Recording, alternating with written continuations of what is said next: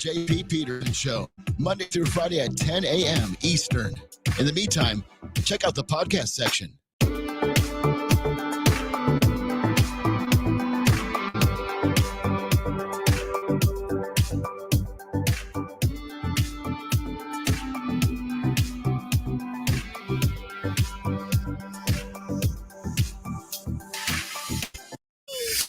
Stand by to launch FanStream Sports. 3, 2, 1. Let's start. Hello, sports fans. Welcome to FanStream Sports. Nothing but pure sports. This is the JP Show. JP, it is so good to hear you back on the air. Stand by. Now, here's JP.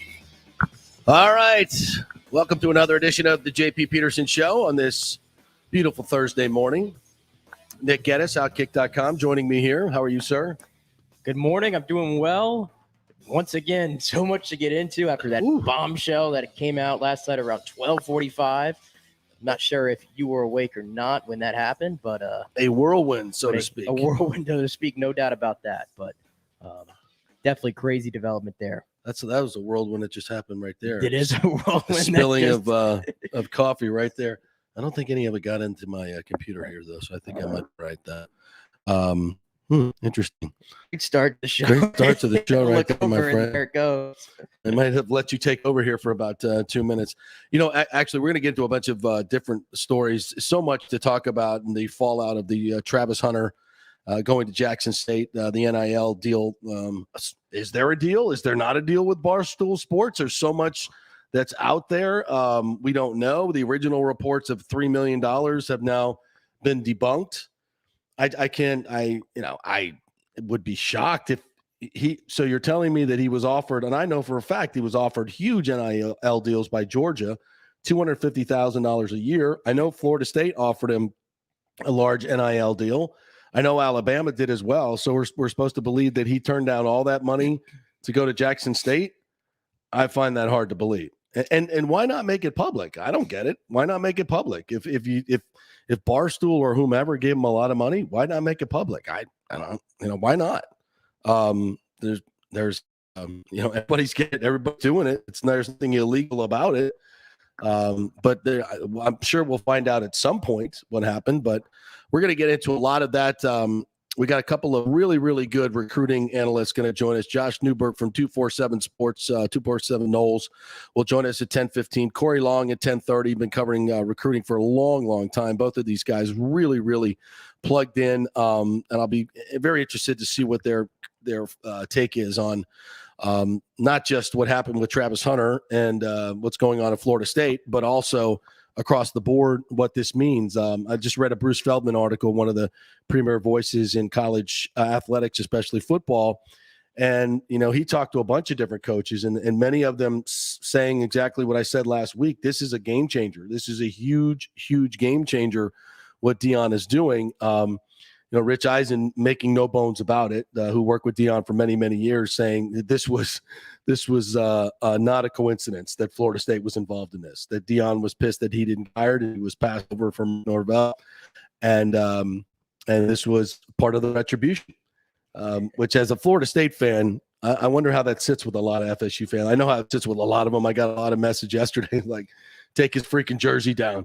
I'm like, come on now, let's slow down here a little bit. This was going to happen to somebody. And I hate the fact that it's directed at Mike Norvell, because do we not remember that Georgia and Alabama are also recruiting this kid? He didn't just say no to Mike Norvell. He said no to Nick Saban and Kirby Smart too. So let's not just throw it all on Mike Norvell. Yeah, I think it's hilarious that after this happened on Twitter, there was that huge Twitter space that was going on of fire Mike Norvell. Talk about that while I clean this mess up. Why don't you tell everybody about that? This is fascinating on many levels because of Twitter spaces and everything. And all the people that were in it. This is crazy. Tell everybody this story. Yeah, so right after the whole Travis Hunter thing goes down, the whole Twitter machine goes crazy. People are starting to say, oh, this is a failure on Mike Norvell's part. Mike Norvell needs to be fired. All of a sudden, there's a Twitter space that's made, and it's called Fire Mike Norvell. And we have 5,000, 6,000 people in this Twitter space, ranging from fans, pissed off fans, and even so many other like journalists who cover the game of college football, like Bruce Feldman's of the world, and Pete Thamels, some of those guys, they were all in there listening to what was being said. There was even former FSU players in there, even current FSU players. And one of the current players, Cameron McDonald, got on there and he defended his head coach. He defended Mike Norvell and said there's nothing that Mike Norvell could do. And I think it's very true that a lot of people are placing this blame on Mike Norvell. From what I took away yesterday at his press conference and the tone in his voice, he definitely sounded like he was pissed off, like he got left at the altar almost, so to say. I have a hard time believing that this all just went down over one day. I don't think there's any doubt that it definitely was something that was more drawn out. But to this staff, it was very shocking to them. It was very shocking to us. It doesn't undo the good things that they did in this class. And honestly, FSU's recruiting class, a lot of it was contingent on Travis Hunter recruiting these guys almost. He was almost the ace recruiter for some of these guys, including their next best player they got in that class, Sam McCall. He wasn't coming to FSU unless it was for Travis Hunter. So there is a silver lining there. As it pertains to the whole entire landscape of college football, a lot of people, again, slamming Travis Hunter, a 17-year-old kid, for making a personal decision for his future. Yeah, that's wrong. And I think that's very wrong. That's wrong. You know, and we'll see how it turns out for him. Interesting to note, I did a little research this morning. We were talking about the number one basketball recruit in 2020 who went to Howard. And I didn't remember the details. So let's check and see how he did. His name was Maker. He's from the Sudan, 7-foot kid that came over here, played in his high school ball in Los Angeles, was the number one recruit and went to Howard and wanted to make a statement as a historically black college and going there. How did that turn out? Well, he played 2 games, got a groin injury. COVID hit and shut down their season, and he left. And he is now playing professional ball in Australia. So I would have to say that was not obviously it's a different situation with COVID and everything that happened, but that did not turn out well. And if he goes to Duke, Duke played a season that year. Howard did not.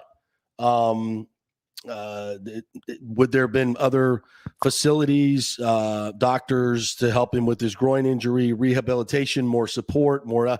I don't know anything specific about the situation, but from the outside looking in, that did not turn out well for that young man at all. He didn't go into the NBA draft because he didn't feel like he was ready. So I don't know. That seems like it didn't work out well, and I'll be very interested to see how this works out for Travis Hunter. From a football standpoint, I don't think you can make the case that he is going to be better prepared for the NFL playing at Jackson State with, at this point, inferior competition and inferior players in practice to go up against. They're just not at the level that these other schools are at right now. Eventually they may get there, but they're not. So does he stay there? Does, if he's getting an NIL deal, how much exposure does he really get? Because, when this kid, Maker, we never heard from him again. Yeah. He kind of disappeared. Is that going to happen to Travis Hunter? Well, I think there's more of an evidence lately in the NFL that if you're talented, they'll find you. It's always been that way, but even more so lately. Darius Leonard went to an HBCU. Yeah. He was drafted in the second round. That kid in New England, Kyle Duggar, was drafted in the second round from Lenore Rhine. Look, in-house, Tampa Bay, Ali Marpet, Alex Kappa. These were second-round picks. Didn't really impact them, and let's be honest here. Travis Hunter, coming out of high school, way more talent than those guys were. So I think, honestly, he has a chance to break a barrier here, go 3 years, stay healthy, and be a first-round pick in the NFL out of an HBCU, something that I don't think has been done in a long, long time. So if I'm remembering correctly. It's been a while. Jerry Rice, Walter Payton, Doug Williams, obviously, famously here, who went to Grambling. But it's been a while. It's been a long time. And, it's great for HBCUs. It's great for, for Dion, obviously. But is it what's best for the kid? And I wonder about the whole timing of it. There were reports that this deal was given to him in October, and the scam, if you want to call it that, was to keep it quiet because I think they probably felt that people would try and talk him out of it. There will be a lot of people in his ear. And of course that would have happened. And would that be good for him or bad for him?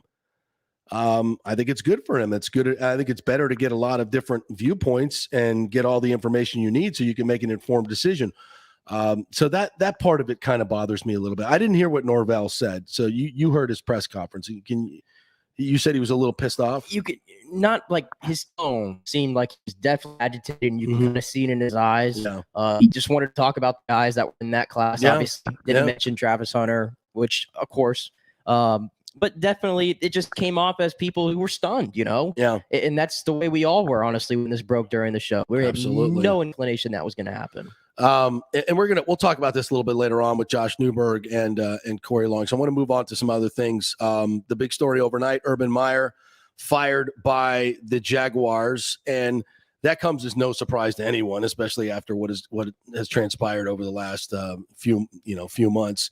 I guess the straw that broke the camel's back. Rick Stroud article detailing how the kicker Josh Lambo was kicked by Urban Meyer, and the whole story about how he called him, shithead and dirtbag, and that's how he talks to kickers and stuff like that, and punters. What is that? How childish is that? And then you kick, you bully the kicker. I didn't see him kicking the offensive lineman.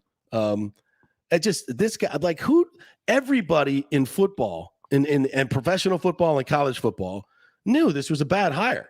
How is it guys like Shad Khan, who make billions of dollars, can be so stupid? I mean, so stupid. Everybody knew this was a horrible hire. It boggles the mind. Speaking of Shad Khan, that's a guy who has a lot of money. He has his head in a lot of different ventures, other sports teams, professional wrestling. He's in a lot of different things. I don't know if he's well equipped to run a football franchise based on some of his hires, the decision-making, the people that are there, the culture in Jacksonville since he's taken it over. It's gotten worse and worse. I don't know how hands-on he is. It just doesn't look good. And, we all called it from a mile away. It felt like the week after the hires he made, everybody was scratching their head. And then the article yesterday, I guess, was the straw that broke the camel's back. It just, to me, like I said earlier this week, it comes off very John Gruden-ish. Yeah. It really does. And for better or worse, we're phasing that out of the game today. Yeah. Those coaches aren't long for the game anymore. Thank God. This is it's changed. There's the players demand and obviously deserve way more respect than that. It's ridiculous, and I just don't see how any owner can seriously consider these college coaches anymore. There have been so many failures. The best coaches. Look at Urban Meyer's record in college. It's the best record. It's better than Saban's. It's better than anybody's. But everybody knew that would not fly in the NFL. The way he treated players, his disingenuousness, his inauthenticity. It boggles the mind. And the people that say that a lot of good coaches were passed over for him are absolutely right. And here's how it affects the Bucs.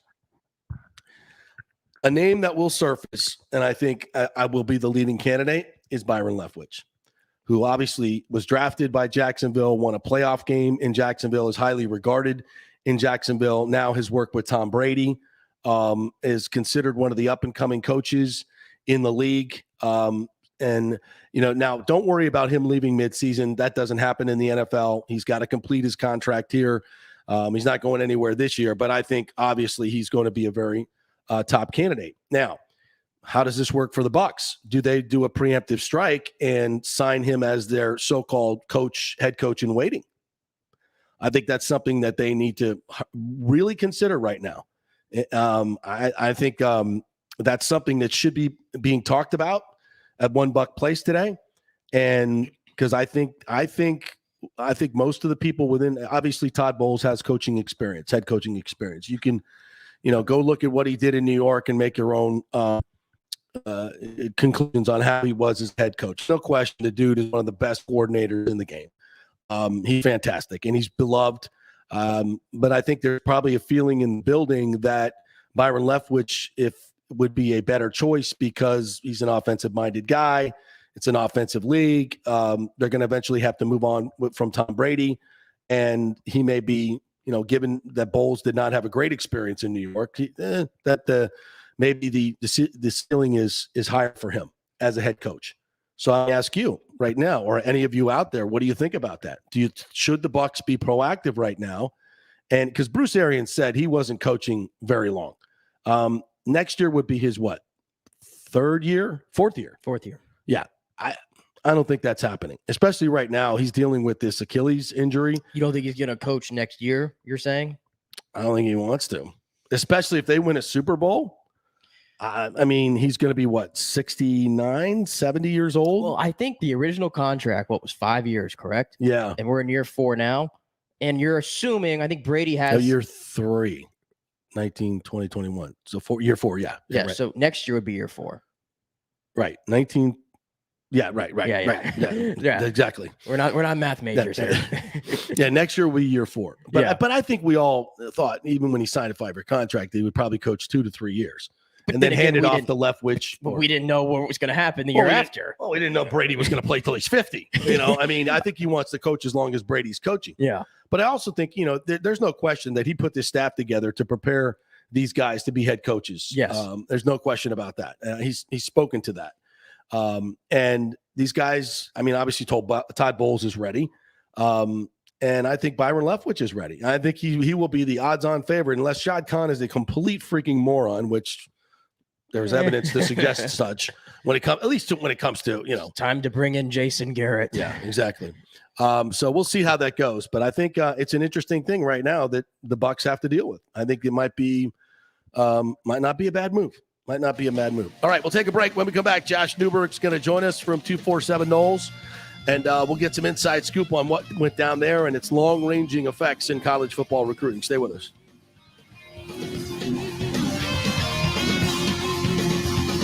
Who wants free mobile service? I do, and you can get 30 gigs a month from companies like AT&T Service, T-Mobile. Great service.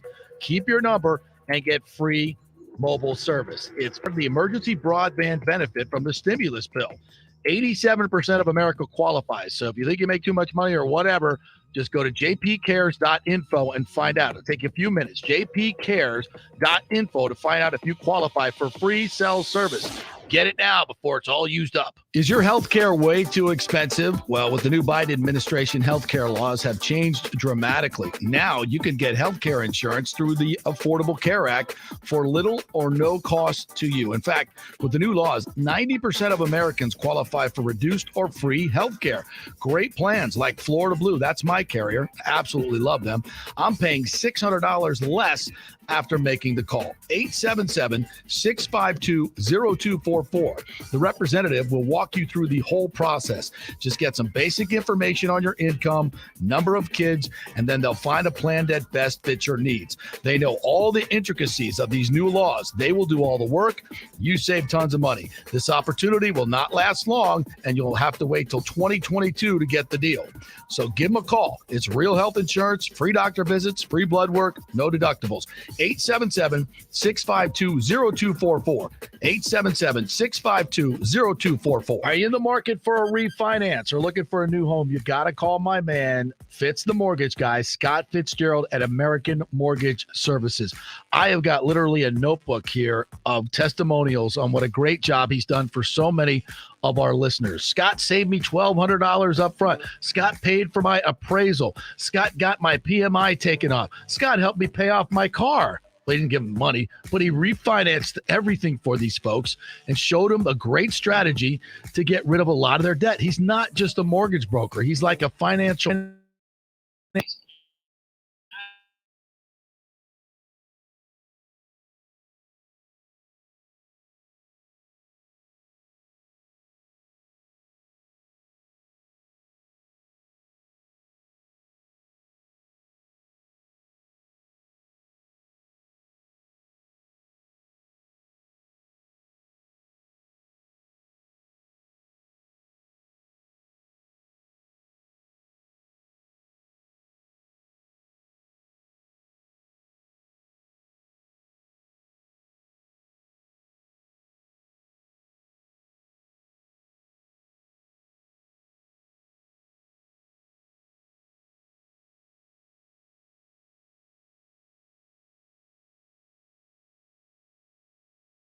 Center, fully stocked, fully staffed, and yes, just a short drive from downtown Tampa or wherever you're coming from, right there on Ulmerton Road. Avoid the madness at the malls. And whether you're a first-time buyer or looking for that 10-carat custom design, they have it all. 9 jewelers in-house ready to make your dreams come true. Even layaways, 100% interest-free financing up to 5 years. Shop now for your best selection at the Gold and Diamond Source and make your lady wonderfully happy like Nick did. That's absolutely. Shop anytime online at thegoldanddiamond.com. Coming back at you. Now, more with JP on FanStream Sports. It's only just begun. All right, welcome back to the JP Peterson Show, brought to you by the law offices of Christopher Palermo. If you have any issues with construction defects, stucco issues, storm damage, he's the man that will go to bat for you against your insurance company because they don't want to pay you your claim is worth. So PalermoPA.com and get a free consultation from the great Christopher Palermo. All right, let's speak with the great Josh Newberg right now, 247 Knowles. What a well, it was a historic day yesterday, I think, Josh. Just one way to say what happened with Travis Hunter and going to Jackson State, flipping from Florida State.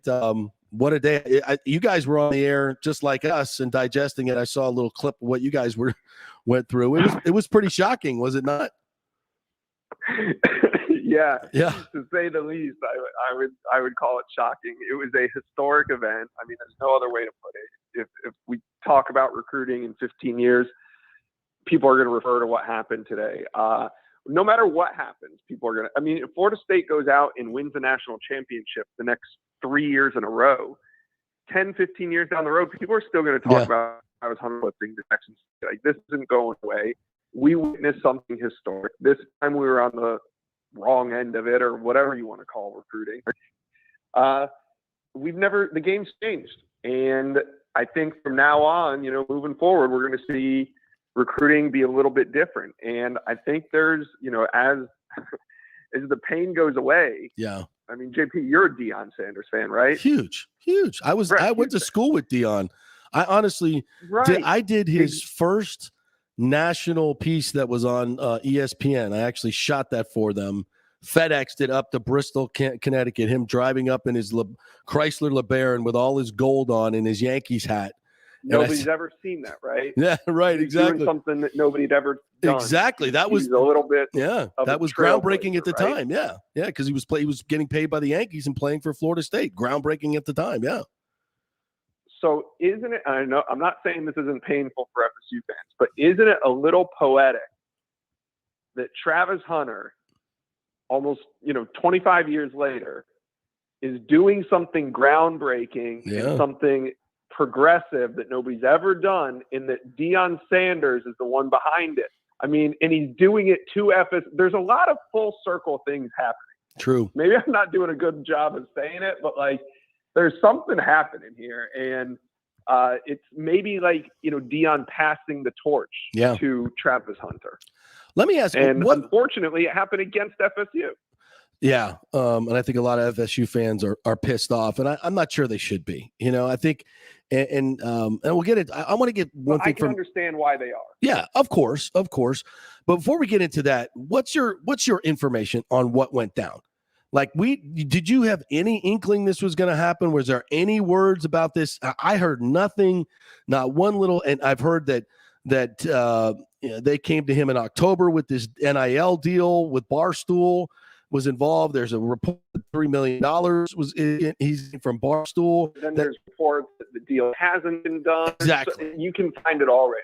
So what's your best information? A quick Google search of Barstool Travis Hunter deal. Yeah. And you'll find conflicting everything. Yeah. So who knows? And then on top of it, in the true Barstool fashion, they're not commenting on any of it. They're not, going to put out that. They're just going to let the speculation run wild. And the truth is probably somewhere in the middle.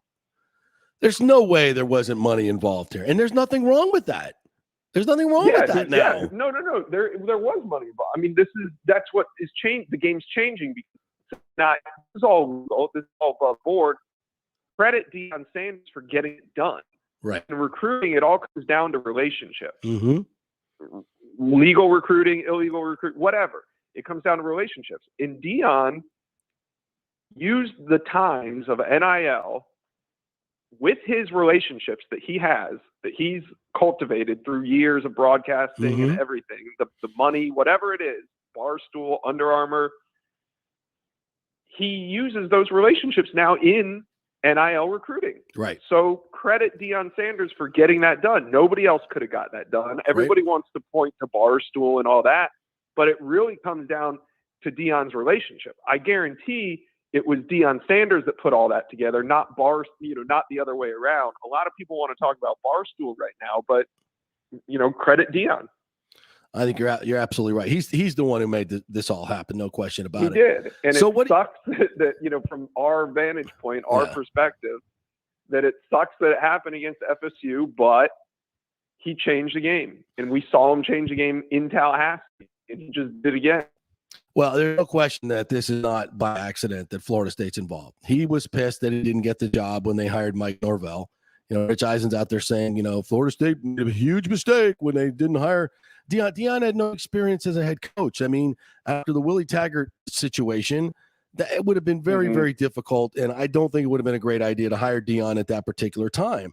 And if this is his retribution on that, I think that's kind of a little childish, to be quite honest with you. I think so, but motivation. Right. Deion, but he's also he'll find it anywhere. But he's also the number one recruit too, and he's also a kid that Deion had. He would have done this for anybody. The stars aligned. He was going to get Travis Hunter, the number one recruit, and he was committed to FSU. I mean, that just probably was added a bonus. Fuel to Deion's fire. It was a bonus, I don't think Deion was going to poach Sam McCall, who's right behind Travis Hunter in the rankings, about 25 spots below him. Yeah. I don't think Deion would have came for Sam McCall, just for the sake of coming after FSU. So, I don't think it was as vindictive as some people say. Like if Travis Hunter was committed to Georgia, this would have happened the same way. Yeah, and by the way, Georgia and Alabama were both recruiting him hard as well and offering him big NIL money. What do you think his responsibility is? I'm talking about Travis here, to Sam McCall and all these other players that he's been talking about, telling for months to stick with FSU. I don't believe that he came to this decision yesterday when he was picking up hats. This is something that he had I think figured out long ago. And how do you think that sits with these other players? Well, probably not great. Yeah. Not great. But on the flip side, like a Sam McCall or some of these other guys, they're all alphas as well. Yeah. And they would never have admitted that they were committed to FSU because of Travis Hunter. They're individuals, and they probably don't say that another high school athlete is the reason why he chose this school. But on the flip side, I don't know if they really thought they were signing up for this. Yeah. Things look a little bit different now. So I can understand that. But hey, with the transfer portal now, there is no such thing as an LOI being binding. If these guys can enter the transfer portal before they enroll in class. So you gotta stay recruiting. I know that there might be some whispers out there that some guys might want to be getting out of LOIs. I mean, that's across the country now. Yeah. This is just the way it is in college football. What's the rule on that? Can they just, once they sign a letter of intent, can they go immediately get into the portal, or do they have to wait a year? Yeah, you can. You get one free transfer, right? So so you can go anytime. How long do you think Travis stays at Jackson State? How long do you think he stays? This is just, if anybody cuts this clip or anything, let me just preface it by saying this is just me saying this, but I don't think any of them are going to finish their careers at Jackson State. I think Deion's going to get a job and take all these guys with him. I do too. Yeah, I do too. And that's, I think, because if they're going to win, Travis Hunter's going to put up the numbers he's putting up in high school. He might go for 220 yards of receiving in a game with 2 interceptions on defense. Yeah, I see that happening. So in the end, though, this is a pretty damn good class, and all this negativity towards Mike Norvell, I think, is completely unwarranted. He brought in a really, really good class, kept it together despite a lot of trying circumstances. And State just picked up a commitment from Wisconsin transfer offensive lineman Caden Lyles. That's a big deal. 20 minutes ago. That's a big deal. So the class isn't done. It's still happening. They picked up a 4-star offensive tackle. from St. Thomas Aquinas, Julian Armella last That's a big night deal. at 10 p.m. That's a huge deal. Yeah. So if Julian Armella commits at 9 a.m., the day looks a little bit different. Right. If it's at 10 p.m., so it all counts the same in the end. But the drama of yesterday was real. Yeah. And this whole, the fire Mike Norvell Twitter space that went off and everybody talking about how Willie Taggart got a bad. I mean, if you compare to where this team is right now compared to where it was in the second year of Willie Taggart, I mean, I know everybody's going to look at this from a racial standpoint, but I think you look at the numbers, the win over Miami, almost beating Florida. Jacksonville State was a disaster. We get it. But turning around from 0-4 to where he's at right now in this recruiting class, as hard as this guy works, is that a thing? Can we compare the two? Him being fired? No, that's not a thing, but I think it's a very pivotal time for him. We could look back on this time and say, yeah, that was one of the reasons why he went down, or this program continues to improve. But I think it's just all going to be tied to this recruiting class and their quarterback, A.J. Duffy, because Mike Norvell's been here for 2 years. Yep. He hasn't developed a quarterback. He hasn't really been able to bring in a transfer quarterback that's worked.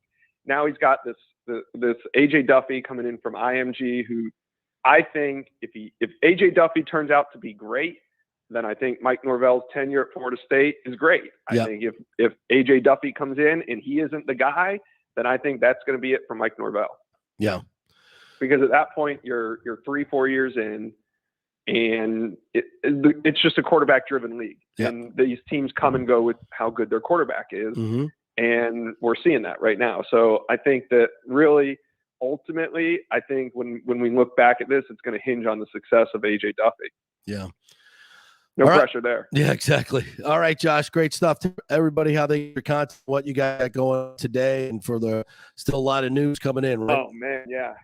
We're on Knowles 24/7 right now. Breaking news on the Wisconsin offensive line transfer, Caden Lyles. I will be on Twitter Spaces again. JP, those have been going crazy. Yeah, My I see Spaces that. get like 1,500, 2,000 people in them. We've been doing them every single day. So just follow me on Twitter at Josh Newberg 247. I will be on there about 1 p.m. today. All right, we're going to check that out. We'll be on as well. Call on me. I want to come on. Let me come on and talk. All right. So absolutely, man. Absolutely. We'll get all right, you in partner. there. Good stuff. All Thanks. right, Josh Newberg, 247 Knowles. All right, quick break. Corey Long's going to join us next. Another great recruiting analyst. Some really great insight into what's going on in recruiting and what this Travis Hunter, Deion Sanders NIL deal means for the future of recruiting. Stay with us. JP here for Mac. And if you own a home or business with an asphalt shingle roof, listen up. Shingles are made from a petrochemical, just like the roads, so they get old, get brittle, and have to be replaced for tens of thousands of dollars. But not anymore. Remember this name, Roof Max. They have created a natural bio oil that is professionally sprayed on a dried out roof. It doesn't clean it, coat it, or seal it. It actually penetrates the shingle and brings back its bendability and weatherproofing properties to almost new. So the question is, does it work? Yeah, the research was done by Ohio State University independently, and it's clinically proven to work. It's guaranteed for up to 15 years. Now, one of the sharks on Shark Tank invested in this, so you know it's great, and they've successfully rejuvenated tens of thousands of roofs. So yes, it worked. So don't shell out 20 grand for a new roof. Call RoofMax at 352-559-9981 or go to roofmaxnorthflorida.com. That's 352-559-9981. Get it done for a fraction of the price of a new roof, guaranteed. Are you selling your home or refinancing? JP here for Greenleaf Title. You choose the title company, not the realtor, and it makes a difference. You want a reputable company that will make sure your title is safe and secure. There are a lot of scammers out there right now, so go with a trust.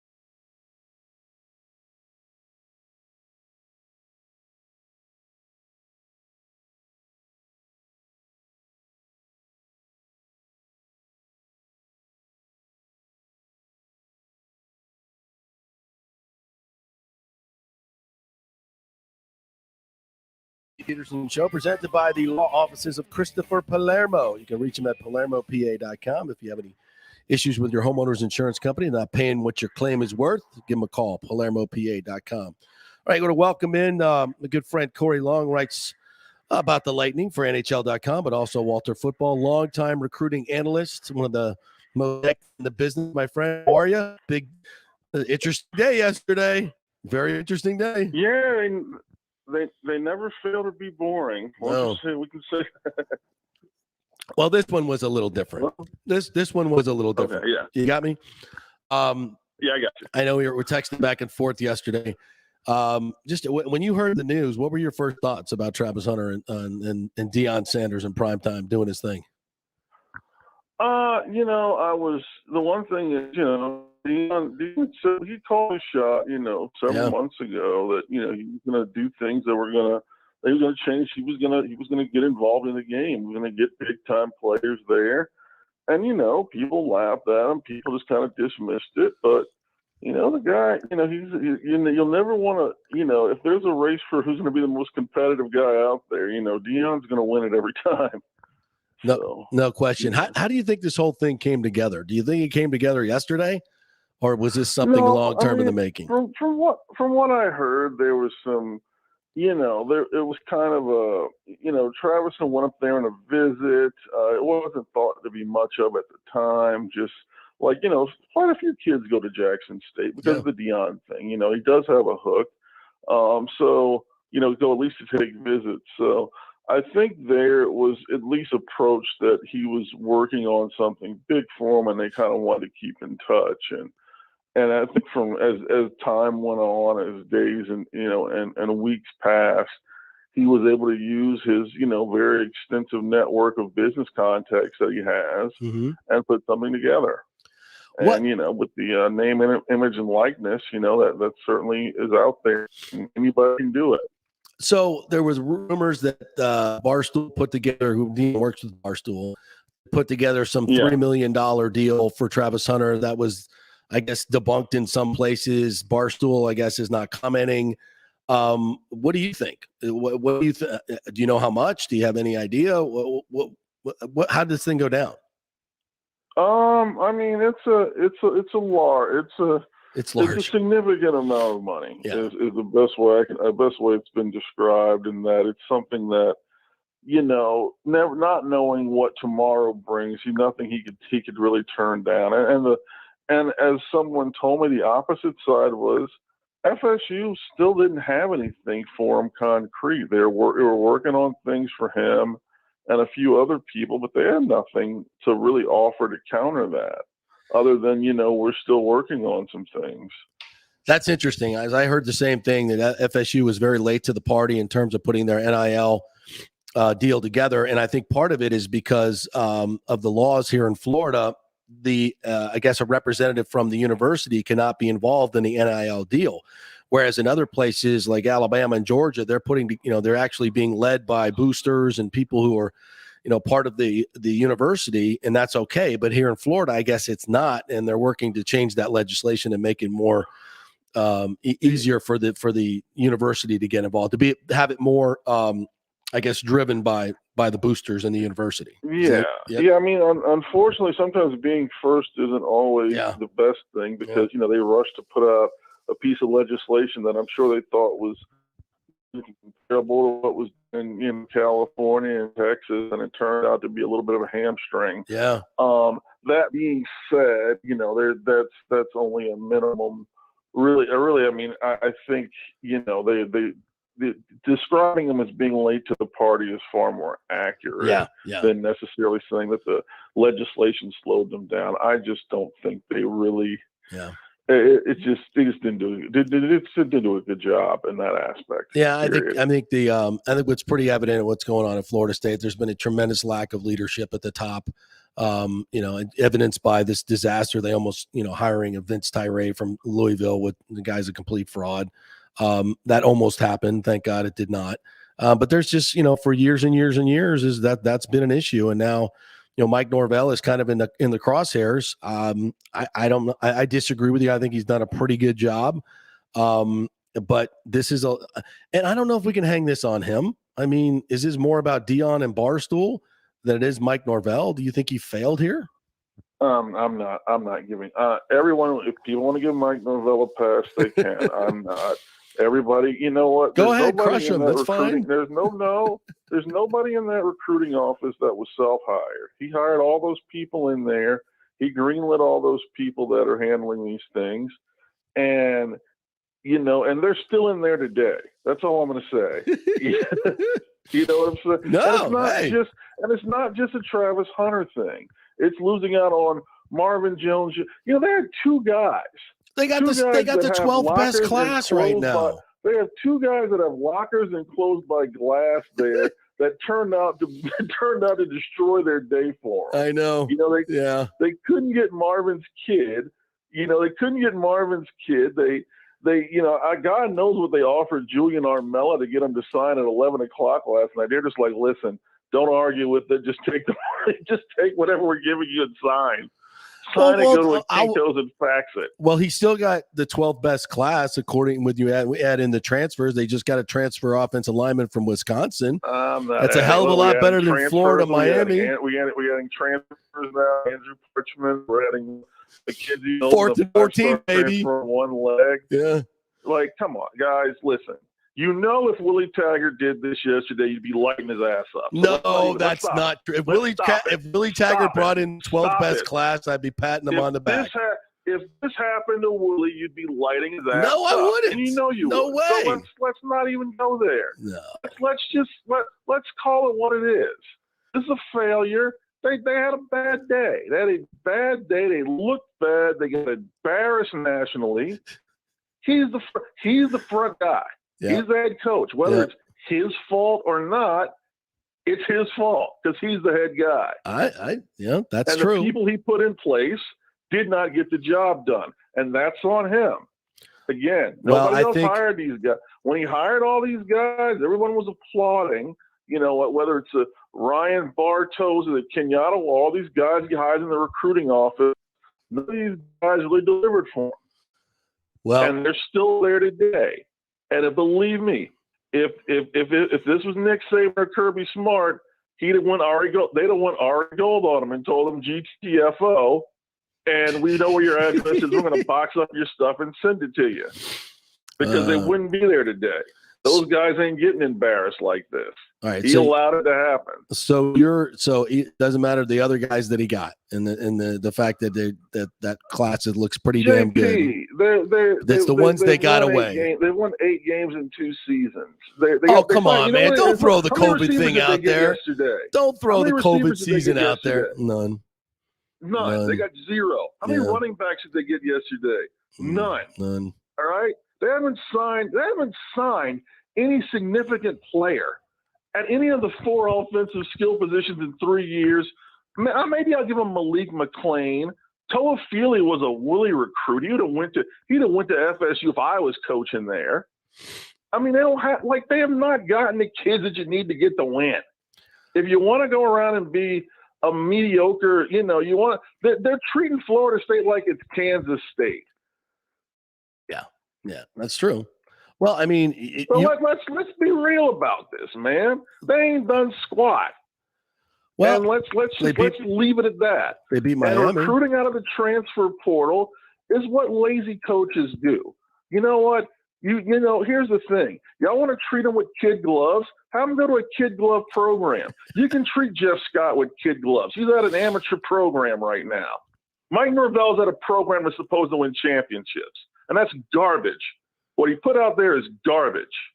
Man, that's strong words. Devon Mortimer, who was a throw-in. He was a throw-in to get Najee Kelly, who went to Miami, by the way. Mortimer leaves their program for Louisville and then said he left because their passing game sucked. Yeah. Like, you got scrub kids telling you how crappy your program is, how they can't succeed there. Well, it's hard to argue with some of that stuff. That's why I bring you on. Set me straight. Although I will say that I think Norvell did a good job in the last half of the season. They came back and they played some very good football. They beat Miami. They're a drop punt away from beating Florida. which nobody saw coming. I think if you look at considering the COVID year, which he couldn't get out and recruit at all face to face, and you look at where the program is right now compared to the end of Willie Taggart's career there, I think it's in a much better shape. Am I wrong? All right, but here, and I counter that by saying, what do they have to build around? Jermaine Johnson ain't coming back. Keir Thomas ain't coming back. Yeah. Jay-Sean Corbin ain't coming back. Yeah, and those guys were those guys were the reason they won those games. To follow them up. Yeah. They're afraid to bring in. They're struggling to bring in. They need another quarterback, but they don't want to hurt Jordan Travis's feelings. I mean, I don't know why. Yeah. He won 5 games last year. Hurt his feelings.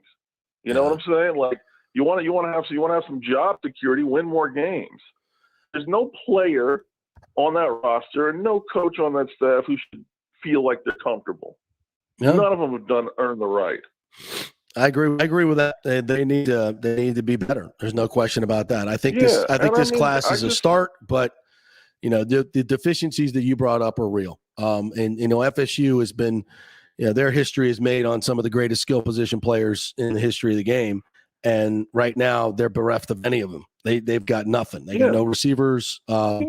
I think Teofili's a good back, but they've got issues with all that. They've hopefully rebuilt the offensive line, but they got a lot of work to do, no doubt about it. And to that, I say Alex Atkins, first, congratulations on getting promoted.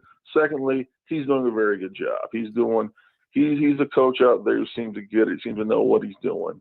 Mm-hmm. But a lot of guys there, just if all those guys that Mike Norvell, and we talked about this a long time ago. I told you this isn't really a really good recruiting staff. I didn't think they were this bad though. I didn't think they were just a group that struggle to deliver, that are afraid to really recruit in Florida. I'll tell you one thing. I'll compare them. Billy Napier had about a week on the job. And yesterday, at least in my rankings, Kamari Wilson, the number 2 safety in the nation, signs with Florida.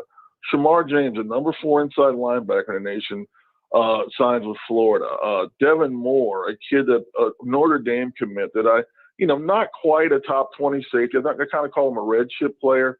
Signs with Florida. And in those cases, he's not, you're not going to get a lot of quantity. Obviously, he's been there for a week, but he's establishing right away. Like Kamari Wilson's from Fort Pierce, Moore's from Naples, Sergeant from Mobile, Alabama. I'm going to be a power. I'm going to get me kids in the Southeast. I'm here to win. That's why he hired Corey Raymond. He's letting you know right away that we're taking recruiting seriously. Mario Cristobal's been in Miami for a week. He got Najee Kelly. He got Wesley Basante, 2 of the best top players in South Florida, because he's sick of watching Alabama and Georgia clean out the areas that Miami's supposed to be good in. So right away, hey, it's going to be a different game down here. Mike Norvell has yet to establish himself anywhere in recruiting. Like, I don't know what he's good at. I don't know what this staff is good at doing. All right. I hear you, brother. I hear you. All right. I want to just the last question, and I texted you this yesterday. Is this deal good for Travis Hunter? Is it good? I think it's good for Dion. I think it's good for Barstool. But is this what's best for this young man? It's best for his future. The fact that he's not going to play Saturday 3:30, on CBS. He's not going to play ESPN 7:30 games. He's not going to play against the best competition in practice. He's not going to play against best competition in games. And is that going to develop him as a player?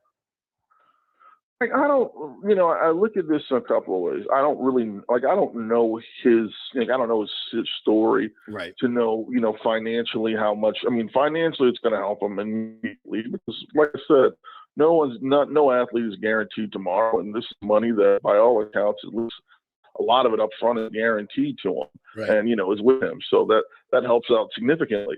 Learning under Deion Sanders, him or Adam Fuller, who you want to learn how to play DB under? Yeah, no.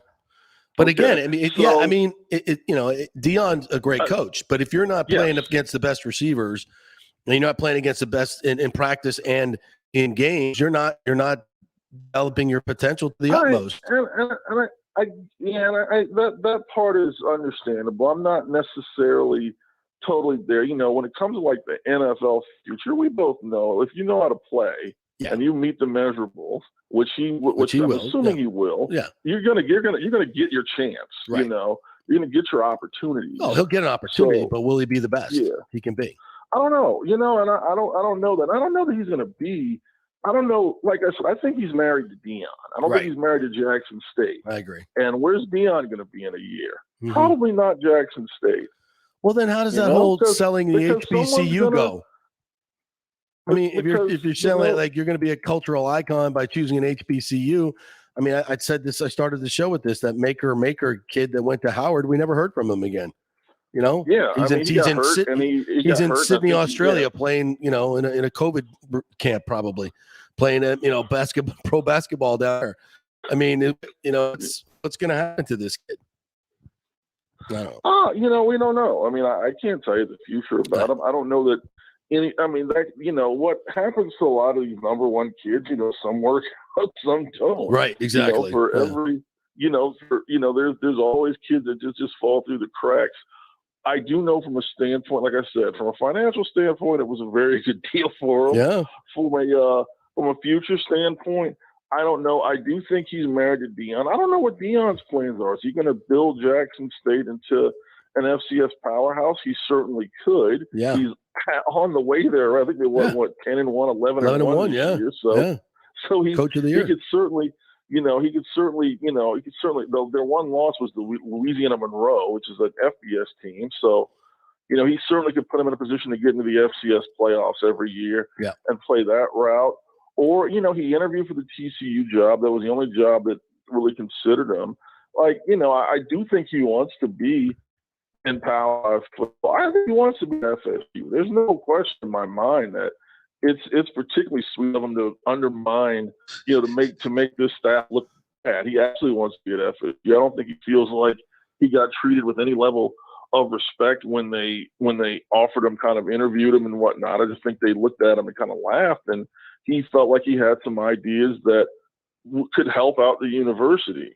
And, you know, and you and I could, you know, that's another story for another day about how they, you know, how this university, how that administration just has no foresight. None. But, zero. You know, you put people like Deion in a position where he, you know, he's an ultra competitive dude. You know, he's an alpha dude. He's gonna remember these things. When you put him in Florida State, he'll be the best recruiter in the history of the game.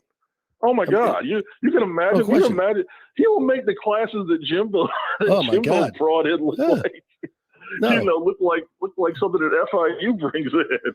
No, I honestly think had they not had the experience with Willie, that Deion would have got a better shot. I think they were looking for a guy that had more experience as a head coach, some experience as a head coach, and weren't in a position to take another flyer, so to speak, on someone who just didn't have the experience. I mean, I really believe that, and I think they're probably regretting it right now, to be quite honest. So, I think right now they're you know, right now it's just there's a lot of question marks in the program and a lot of things that need to be answered. And it comes a day, you know, the thing is, it comes a day after you gave it. And I know it's a verbal extension. It's one of those teams. It's not like a new contract. Right, like people are talking about it. Like, no, he didn't sign a new deal. It was one of those option things. He gets a verbal extension, but man, it looks bad the next day. I mean, it's like. Well, these are things you don't want to happen. There are a lot of FSU folks that are looking at the overall and saying, you know, maybe it wasn't too bad and it's better than Florida and Miami. But what you bring to the table is a lot of great knowledge, and I appreciate that. And now I'm depressed. So thanks, buddy. I'm sorry. I don't mean to depress you, especially this time of year, buddy. So I'm going to leave it at that. I'm going to say, man, have a wonderful holiday. You're usually spot on. That's what really makes me depressed. So. I don't want to always be right. Damn it. Yes, you do. All right. Thanks. Go ahead. Listen. Have a great holiday, my friend, and we'll see you around. We get to. We'll see you. Hey, we always got the lightning. That's right, baby. We'll see you tonight. We got the lightning. All right, man. We'll see you. Thanks, buddy. Corey Long, right there. Man, he's right. In a lot of ways, he's right. I was gonna say everything that he said. I kind of echo. Yeah. When it comes to the staff, no receiver was signed in this class. How do you not sign a wide receiver, for God's sakes? No running backs, no wide receivers. And I'm telling you, like, it's not like the cupboard's stacked. Yeah. You know? And the best point I can make about it, you could say the class got all the way back up to 12 or 13, whatever it is. It needed to be better because Miami and Florida are both going through transitions, and they're coming. Yeah. And this was the class that he needed to get in the top 10 and put his stamp on there. Yeah. And it wasn't just Travis Hunter, by the way. There was about 3 or 4 other guys that they expected to probably have signatures on yesterday, and they didn't get. Yeah. It goes further. And, speaking about wide receiver, I know Ron Dugan's played at Florida State. There's probably a loyalty part there. If you go a whole signing period without getting a receiver, I don't know how you could be on the staff. It's a disaster. Didn't even talk about it, how Randy Shannon was promoted to What's this, the state of Florida? Co-defensive coordinator. You can't get a wide receiver? Yeah. And why is that? Because of Jordan. And their passing game is rudimentary at best. There's a lot to it. And I just told you too, Randy Shannon was promoted to co-defensive coordinator, linebackers coach. Yeah. For whatever reason. I was at UCF when he was there. Do you know what his defense ranked his last year at UCF in 2020? Not good. 123rd in the nation. Yeah. So you tell me how that's going to go. It's just very interesting what's going on there in recruiting. Wow.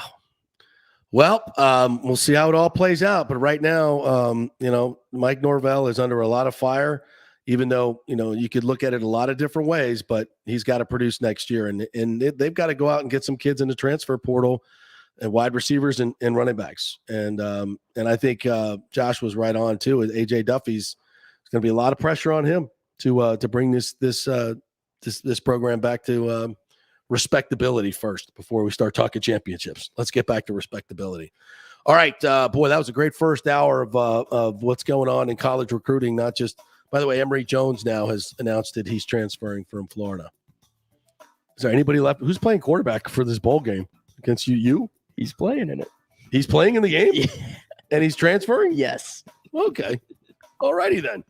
All right. When we come back, Will Turner's going to join us at 11:30. We're going to try to work Mike Nabors in, talk some Bucs Saints. When we come back, we'll hear from the Buccaneers. We'll hear from Bruce Arians. Who else we got? We got Richard Sherman. A lot of good sound coming your way. Stay with us. Who wants free mobile service? I do, and you can get 30 gigs a month from companies like AT&T Service, T-Mobile. Great service. Keep your number and get free mobile service. It's part of the emergency broadband benefit from the stimulus bill. 87% of America qualifies. So if you think you make too much money or whatever, just go to jpcares.info and find out. It'll take you a few minutes. jpcares.info to find out if you qualify for free cell service. Get it now before it's all used up. JP, Santa, and young Saint Nick. Get us right over here. My partner for the Golden Diamond Source. You hear that? Christmas music. It's Christmas time. You just popped a question to your lady from the Golden Diamond Source diamond that you got. Yes, I did. The Golden Diamond Source, the best place to go get your diamond for an engagement. They helped me out so much. They were so courteous to me for somebody who was so nervous. And it's Christmas time, like you said. If you're thinking about popping the question, you need to go to the Golden Diamond Source. It's the Jewelry Supercenter, fully stocked, fully staffed, and yes, just a short drive from downtown Tampa or wherever you're coming from, right there on Ulmerton Road. Avoid the madness at the malls. And whether you're a first-time buyer or looking for that 10-carat custom design, they have it all. 9 jewelers in-house ready to make your dreams come true. Even layaways, 100% interest-free financing up to 5 years. Shop now for your best selection at the Gold and Diamond Source and make your lady wonderfully happy like Nick did. That's absolutely. Shop anytime online at thegoldanddiamond.com. Hey, JP here for the Blackrock Bar and Grill, and they got a new menu out, Johnny. This is unbelievable. Some incredible burger creations. Here's my new favorite, mac and cheese burger. Half pound of certified Angus beef, American cheese, bacon, finished with our macaroni and cheese. Are you kidding me? Or a nacho burger with fried jalapenos, grilled onions. They got a ghost pepper chipotle burger. That's hot. Or the Fat Elvis burger. I mean, there's so many good burgers on this thing. It's amazing. What do you like? I've been taking a look at the seafood section of this summer menu. 8 jumbo shrimp. Unbelievable, man. And it goes perfectly with their burgundy mushrooms. Oh, I love the mushrooms. It's delicious. So good. Of course, you get the steak on a 755-degree stone. You cook it right there in the garlic butter, the casino butter. It's fillets. You can do your shrimp on it, your chicken. It's unlike any other place. It's the Blackrock Bar and Grill. You got to go. It's a new menu. Tell them JP sent you. Brandon and Carrollwood. Get to the Blackrock. JP here for Roof Max. And if you own a home or business with an asphalt shingle roof, listen up. Shingles are made from a petrochemical, just like the roads, so they get old, get brittle, and have to be replaced for tens of thousands of dollars. But not anymore. Remember this name, Roof Max. They have created a natural bio oil that is professionally sprayed on a dried out roof. It doesn't clean it, coat it, or seal it. It actually penetrates the shingle and brings back its bendability and weatherproofing properties to almost new. So the question is, does it work? Yeah, the research was done by Ohio State University independently, and it's clinically proven to work. It's guaranteed for up to 15 years. Now, one of the sharks on Shark Tank invested in this, so you know it's great, and they've successfully rejuvenated tens of thousands of roofs. So yes, it worked. So don't shell out 20 grand for a new roof. Call RoofMax at 352-559-9981 or go to roofmaxnorthflorida.com. That's 352-559-9981. Get it done for a fraction of the price of a new roof, guaranteed. Are you selling your home or refinancing? JP here for Greenleaf Title. You choose the title company, not the realtor, and it makes a difference. You want a reputable company that will make sure your title is safe and secure. There are a lot of scammers out there right now. So go with a trusted company like Greenleaf Title. Plus, they will close anywhere, folks, and they will send a limo to pick you up to come to the closing. Yep, the great JP Limo Closing is back. All you got to do is give them a call at 727-258-6005 or go to greenleaftitle.com. We'll set up the limo for you. They'll come pick you up. Heck, we even picked up one couple, took them to Blackrock Restaurant, one of our favorite advertisers, and then to the closing. That's how they do it at Greenleaf Title.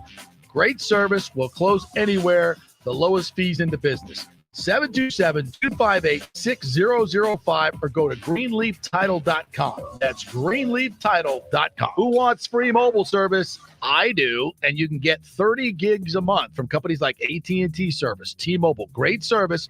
Keep your number and get free mobile service. It's part of the emergency broadband benefit from the stimulus bill.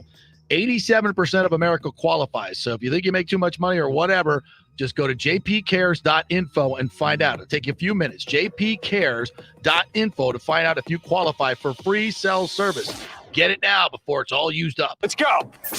Right now, back to the show with JP on FanStream Sports. All right, welcome back. We're going to get into some more recruiting with USF's Will Turner at 11:30. We're trying to work in Mike Nabors as well to talk some Bucs Saints. But right now, we'll welcome you back to the JP Peterson Show, brought to you by the law offices of Christopher Palermo at PalermoPA.com. If you're having any issues with your storm damage, water intrusion, sinkhole problem, defective construction defects, Christopher is the guy to get it done for you. Started his practice in 2009 with a passion to help all Floridians with disputes where they forced to take on the powerful and needed a champion in their corner. He is your guy. He has recovered millions in settlements on behalf of his clients facing defective stucco damage and other construction issues. So call Chris, mention the JP Show. He will give you a free consultation. That's 813-221-5636 or go to PalermoPA.com. He's a fifth-generation Tampanian, graduate of Jesuit High School and University of Florida, and he will take care of you. Has a great reputation in the area. So give him a call at 813-221-5636 or go to PalermoPA.com. All right, the Bucs have a huge game coming up this Sunday night with the New Orleans Saints coming to town, a team that is, really whooped their ass in the regular season for quite some time now. And it's time for a little retribution if you are a Buccaneers fan and tired of the Who Dat Nation talking shit. Obviously, we won the biggest game in the playoffs. That's worth 5, 6, 7 regular season games anyway, right? So that certainly will help fans be a little bit more, okay about Who Dat Nation coming to town. But no question that there's a lot on the line coming up this weekend. The number 1 seed, obviously, the Bucs are 11-point favorites over a New Orleans team that I think is way better than that. Will be highly motivated. They're trying to save their season. And Taysom Hill, I think, is getting a little bit more comfortable at the quarterback position.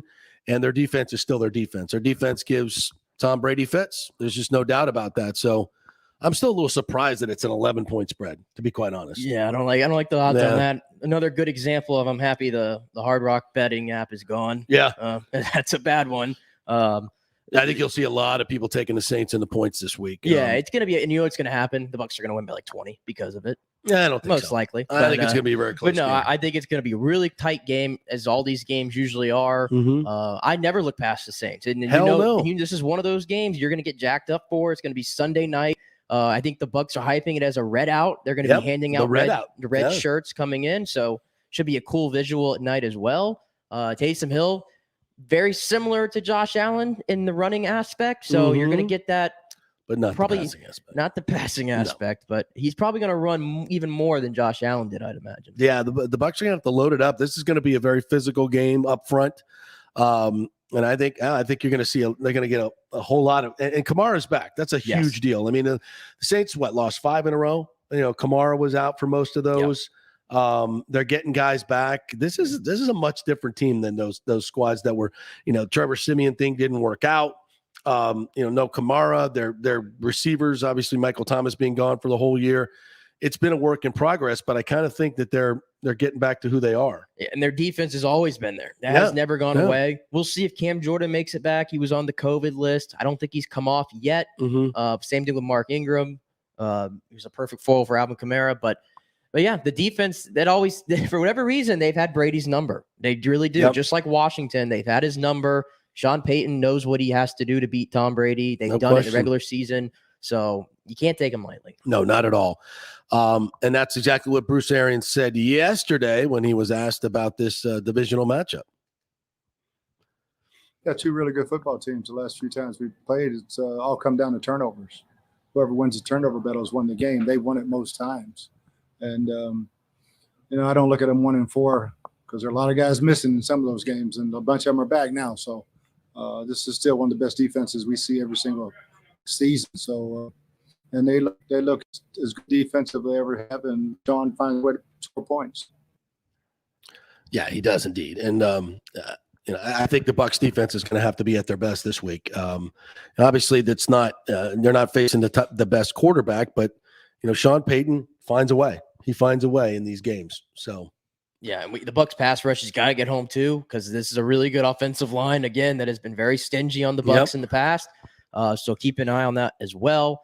But yeah, Taysom Hill is tough to take down, and he's very tough to take down. I mean, you can get there and still not bring him down, and then he's out and he's making plays. So, dangerous situation for this Bucs defense, and of course, the chance to clinch the division is, as Bruce likes to say, those T-shirt and hat games are pretty big deals. No, it's not a T-shirt and hat game till it's over. If you think about it before, you'll be waiting for next week.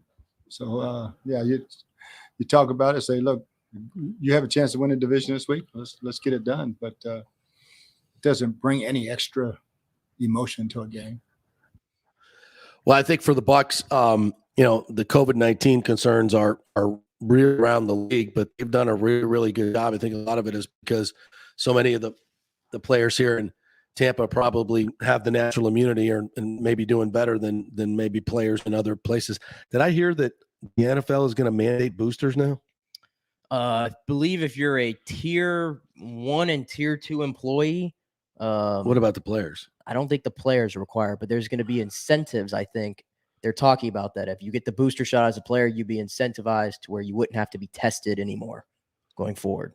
Huh. Interesting. So we'll see if that passes. Good, because once you get the booster, you're probably going to test positive. But Bruce also had a really good theory, though, of why the Bucs might be doing well here. Let's hear that.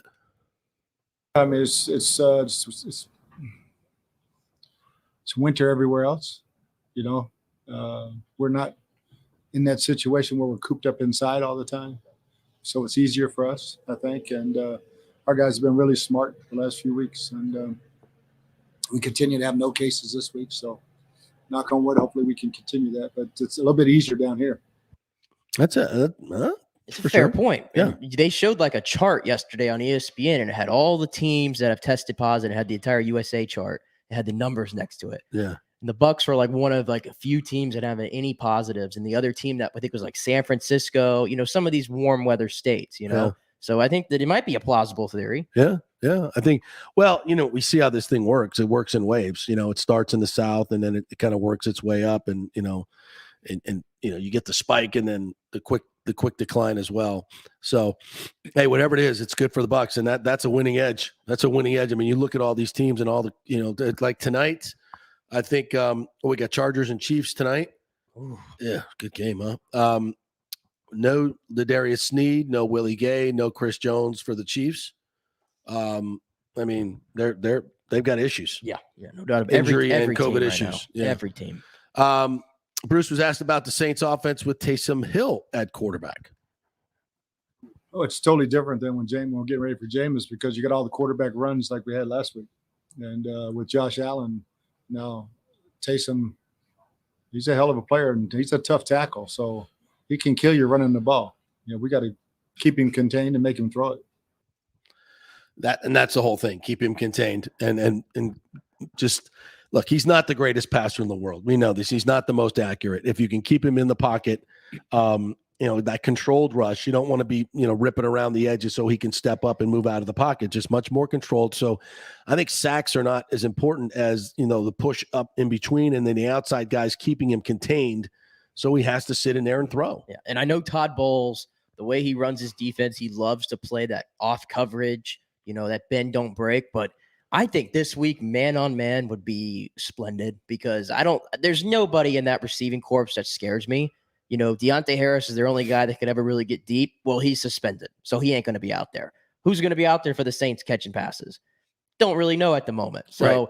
I think you play man on man, Carlton Davis, Jamel Dean, but those guys can lock up anybody if you play them right. And then Taysom Hill will just be scrambling all day. And I think, I know fast linebackers, lurking. Yeah, I think that'd be your best play. Yeah. I think that they would love to see Taysom, throw the ball 30, 35 times in this game. And, the Saints are going to try to run it against this run defense. And I think when the Bucs want to stop you in the run, when they keep Vita Vea in there, because Vita plays about half the snaps, when then the other team starts to get a little success on the ground, they bring it back in, shuts it down pretty quick. I think Vita's going to have a busy day. I think he'll probably play more bigger percentage snaps, maybe 60, 70%. It's going to be a long day for him. But we need him. We need him this week. So yesterday he was also asked about, because there's the Kurt Warner movie is coming out, right? What's it called? The Underdog? The Underdog. The Underdog. And then who's playing Kurt Warner? What is his name?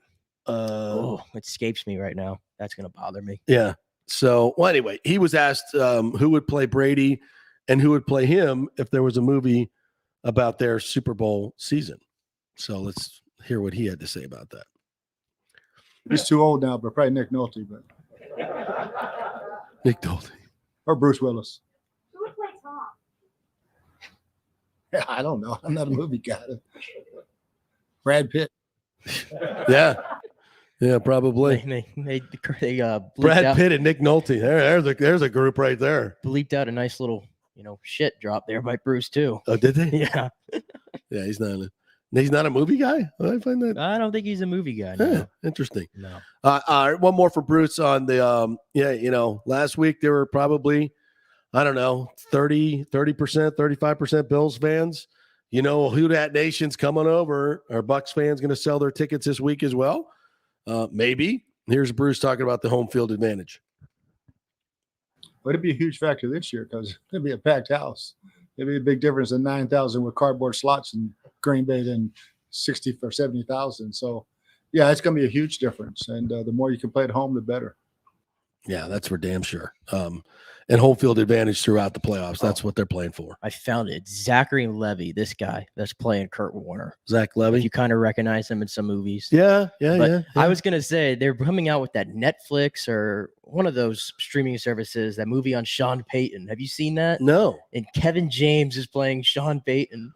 And I can see that. Well, they were hyping it up yesterday on Twitter the other day. They were like, Kevin James is unrecognizable as Sean Payton. And we're all like, it's Kevin James. Like it's pretty recognizable. He's pretty recognizable, right? Yeah. Yeah. So he's playing him, and there's somebody that's playing Drew Brees in there that's also big, but that's coming out as well. So I think that was the question there. The Netflix one? Yeah. It's on Sean Payton? Yeah, it's a documentary, a series on or a documentary movie on Sean Payton. Huh. Interesting. So It wouldn't do that on. Drew Brees is not the subject. It's Sean Payton instead. No. I wonder if they'll talk Bounty Gate. You never know. Sean Payton, my favorite, outside the football moments for him was his speech in the video, "The Boys That Fall."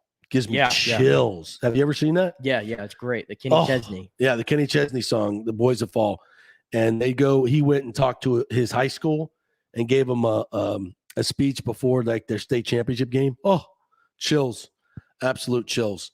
All right, Richard Sherman also chatted with the media yesterday and was asked about adjusting to the safety position.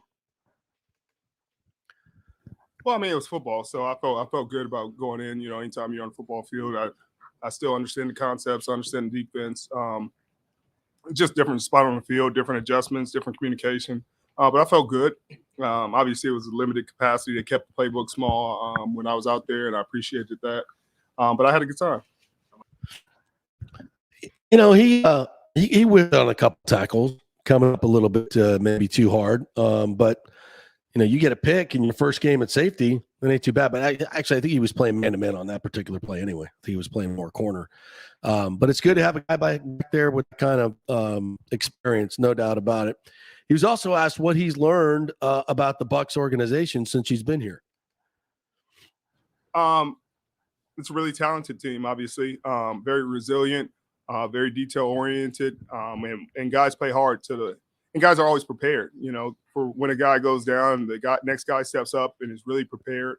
They play hard, explosive offensively. We just got to find a way defensively to stay consistent and, keep our foot on the gas. That's interesting. Coming from a Seattle organization that's very highly regarded, and 49ers as well.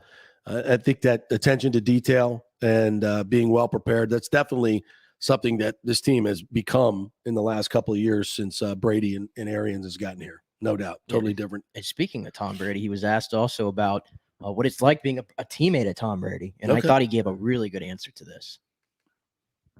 Never come to the facility, his car has not been there. And no matter how early or how late you come in, his car's going to be there. And I think that goes, every day it's something different, whether it's him meeting with the quarterback, the coordinator, him meeting alone or going to the offensive line, or, he takes the time to make sure not only is he prepared and making sure he's on his assignment, he literally goes group by group and makes sure everybody's on the same page. And I think that kind of attention to detail is rare. I mean, you got guys who may meet extra as a whole offense, but I don't think you can have a quarterback that literally individually meets with each group to make sure, hey, I'm sitting in the running backs room. We're going to talk about this. I'm going to sit in the O-line room. We're going to go over this. We're going to spend extra time as an offense. We're going to stay on the field later and go over plays and make sure that, hey, like him and Perriman, just last week and the week before, we're working on their time and after practice almost every day. And I think that's, those are some of the details that have made him who he is. Unbelievable, isn't it? I mean, it's just you did I don't know. You think every player would do this? I was thinking the same exact thing, right? You think they're all wired like that, but it just shows you why he's different. Speak of Brady, it really does. And of course, also as you get further in your career, everybody gets a little bit. You get content in what you're doing, especially when you've had the success that he's had. You dial it back a little bit, right? A little bit more time with your family. Yeah, not this dude. No, he dials it up. And I think he enjoys seeing new teammates and new guys. It's like he's like, oh, good, another project for me. Right. That's one of the things I picked up on watching Man in the Arena. Thank you again for that. You need to get on it. I know. I got to get on that. That's one of the things I learned. He kind of breaks up every Patriot team or era over the 20 years, and he calls this one's Patriots 2.0. This is Patriots 3.0. And he has all these different players that were ingratiated or younger, and he kind of took so much pride in being able to work with those guys, and the evolution, he went from Welker to Edelman to Amendola, all those different things. And I think that just makes him so unique. Yeah. He just invests in his teammates, knowing full well that he's not going to have any success if those guys aren't playing at their peak. And I think a lot of guys lose sight of that. They get so wrapped up in what they're doing and making themselves the best. And I think a lot of guys also, may not want to step on toes and, tell a guy to do this or tell a guy to do that. But when you're Tom Brady, you have the gravitas to be able to do that, right? You're able to, that you can approach a guy and say, hey man, I think you're doing this wrong. Like Mike Evans, for instance. Mike Evans obviously has a great resume before he even got here, Tom Brady, but Tom has taken his game to another level. If Jameis Winston comes over to Mike and says, hey, you're running this route, this a little, Mike might go, what the hell do you know?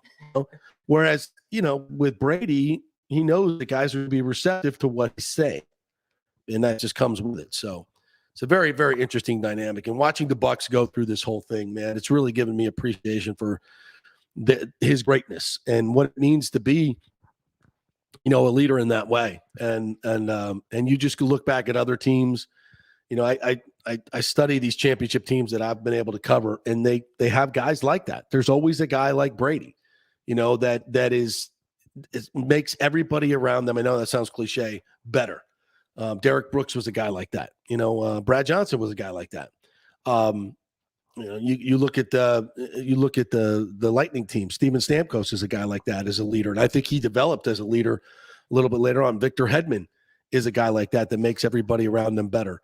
And so it's Tim Tebow's a guy like that. He's a guy like that. He's a championship quality player. They're special talents, but more than that, they're really, really good leaders, and they bring everybody up, and they take everybody's level and brings it up.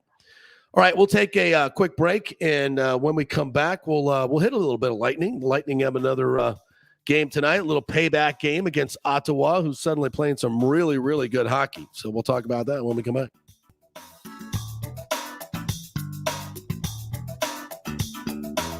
Who wants free mobile service? I do, and you can get 30 gigs a month from companies like AT&T Service, T-Mobile. Great service. Keep your number and get free mobile service. It's part of the emergency broadband benefit from the stimulus bill.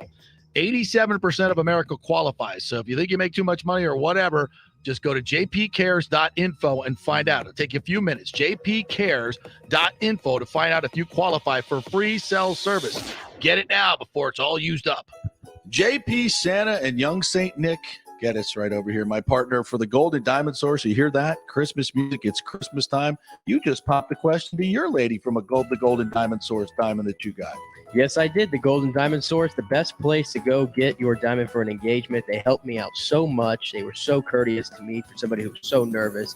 And it's Christmas time, like you said. If you're thinking about popping the question, you need to go to the Golden Diamond Source. It's the Jewelry Supercenter, fully stocked, fully staffed, and yes, just a short drive from downtown Tampa or wherever you're coming from, right there on Ulmerton Road. Avoid the madness at the malls. And whether you're a first-time buyer or looking for that 10-carat custom design, they have it all. 9 jewelers in-house ready to make your dreams come true. Even layaways, 100% interest-free financing up to 5 years. Shop now for your best selection at the Gold and Diamond Source and make your lady wonderfully happy, like Nick did. That's absolutely. Shop anytime online at thegoldanddiamond.com. Hey, JP here for the Blackrock Bar and Grill, and they got a new menu out, Johnny. This is unbelievable. Some incredible burger creations. Here's my new favorite, mac and cheese burger. Half pound of certified Angus beef, American cheese, bacon, finished with our macaroni and cheese. Are you kidding me? Or a nacho burger with fried jalapenos, grilled onions. They got a ghost pepper chipotle burger. That's hot. Or the Fat Elvis burger. I mean, there's so many good burgers on this thing. It's amazing. What do you like? I've been taking a look at the seafood section of this summer menu. 8 jumbo shrimp. Unbelievable, man. It goes perfectly with their burgundy mushrooms. Oh, I love the mushrooms. It's delicious. So good. Of course, you get the steak on a 755-degree stone. You cook it right there in the garlic butter, the casino butter. It's fillets. You can do your shrimp on it, your chicken. It's unlike any other place. It's the Blackrock Bar and Grill. You got to go. It's a new menu. Tell them JP sent you. Brandon and Carrollwood. Get to the Blackrock. Ladies and gentlemen, let's rock. This is FanStream Sports with JP.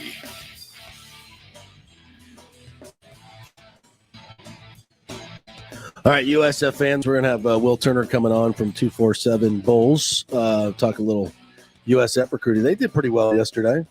Jeff Scott been making some moves here locally and on the national level. Got a lot of transfers coming in, so we'll see how that works out for USF. The JP Peterson Show brought to you by Christopher Palermo, attorney at law.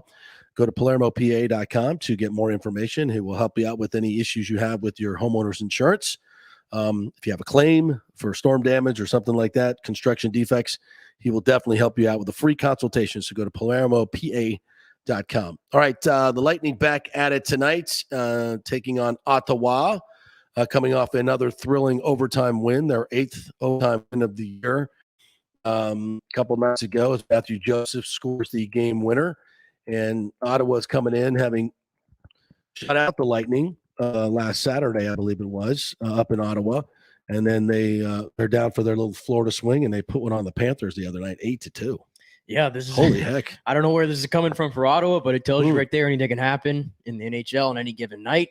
To go in there and score 8 on Florida, you definitely put them on notice. But a team like that's coming up from north and playing the Florida swing here, it's hard to get 2 games. Yeah. In that little series that they have to do. I expect the Lightning to come out much better tonight.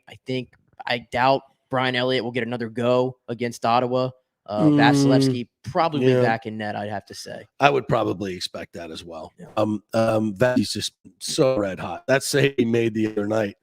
I just love that picture of him just totally sprawled out, just total splits. And he's actually one skate is touching one side, like covering up the entire crease, the entire blue area with both of his pads. Yeah. I always wondered too when I saw a large area. Yeah. When I saw that picture, I was like, I've always wondered, I'm like, do they got people up there on like the balcony or something? Like, no, it's a remote camera. It's a remote camera. Yeah. They have a camera placed up in the rafters, pointing down at the goal and taking some shots. They get a little remote. That's a damn good shot. Yeah, it was great picture, and you could see the puck so clearly. Yeah. As he's making the save on Kopitar, and then we go the other way, and that's a big moment for Matthew Joseph. It really is, and I like the fact that he shot the puck. He had a 2-on-1. Oh, it was 3-on-1, wasn't it? 3-on-1. Yeah. And had Colton also on the doorstep, and he just took the shot, and it was a great shot. It was he got a little fortunate, but it went for the far corner, and Quick got a little piece of it, but not enough, and it hit Colton Rush in the net.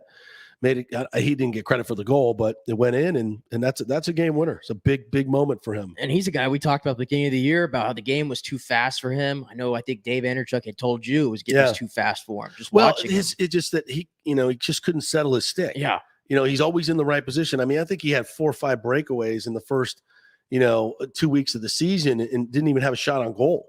He would get, whether it's nervousness or what have you, he just didn't have that finishing confidence. And now he's starting to get that. And, we're seeing that from Taylor Radish as well. Yeah, I was going to say he's been much more noticeable on the ice, I would say, for Joseph. He doesn't get lost in some of the games. He's making more plays, just scoring too, which you like to see him do. Taylor Radish, there's something too when you see it go in once, you just get it over with. And he's been awesome with 4 goals in the last 6 games for him. Yeah. Starting to get some playing time with Stamkos and Palat in a few games there. And he's fit in so well.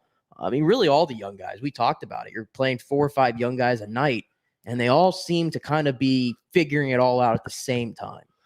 And despite all the injuries, the Lightning in points percentage are in first place. Are you kidding me? With all these injuries, and they get Kucherov back and Pointer, and this team is ready to roll. And think about it: the teams that are in their own division, their own conference. I'm talking like Florida and Carolina, Toronto. These teams stack the deck in the offseason. Yeah. While the Lightning got thinner, those teams got deeper. And they said, we're no longer going to be playing second fiddle to the Lightning. And here we are 2 months in, almost 3 months now. You're playing second fiddle to the Lightning. Well, they got to be feeling like, man, this was an opportunity to bank some points and build a little lead until Kucherov and Pointer come back. And here they are, catching them. Like picking up points. No, I know it's early. That's got to really. I know it's early, but as a Lightning fan, listen, we're looking towards what's going to happen in April, May, June. Okay, that's where the focus is going to be at. Yeah. And you mean to tell me any of these teams want to play the Lightning? Hell no. Come on. No. And again, they're when they get these guys back, how much better are they going to be? How much deeper of a team are they going to be? And the best thing about it too, some of these young guys probably won't play anymore. But you know what? They're getting all these reps in 20, like Kachuk is playing he's played like 20, 25 games probably. Yeah. Oh, yeah. I'd imagine when Pointer and Kuch come back, he probably is going to be a healthy scratch more often than not. guess what? He just got 20 games of playing time. If they need him later in the postseason, barring an injury, something like that, those are reps that are going to help him. It's not like you're going to be throwing somebody in fresh on the street. So right now, what they've got going on, it's got to be a perfect storm for John Cooper. Listen, it's Tampa Bay at 18-6-4, 40 points, reached 40 points in 28 games played this season, tying the third fewest contests needed to hit the 40-point mark in a single season in franchise history. So the third fastest start in franchise history without Kucherov, without Pointer, and having lost your entire third line in the offseason. Come on. Come on. It's hard to explain. But it's been Vasilevsky. I think he's been the best player on the ice no matter what. Hey, as long as you got that guy, that's, it's like having Brady. That was the message. Remember at the beginning of the year, Killorn said, we got 91, we got 86, we got 21, we got 88. We're fine. Yeah. We're fine. That core is going to be around for a long time. I mean, Vasi's what, 28? I don't even know if he's 27. Yeah. I think he just turned 27. Yeah. Huh. And you got guys, they're playing, late 30s, really good hockey. I mean, look at the level Carey Price played at last year in the playoffs. Yeah. Fleury's 38 years old, still going strong. So another 10, 11, 12 years of this guy.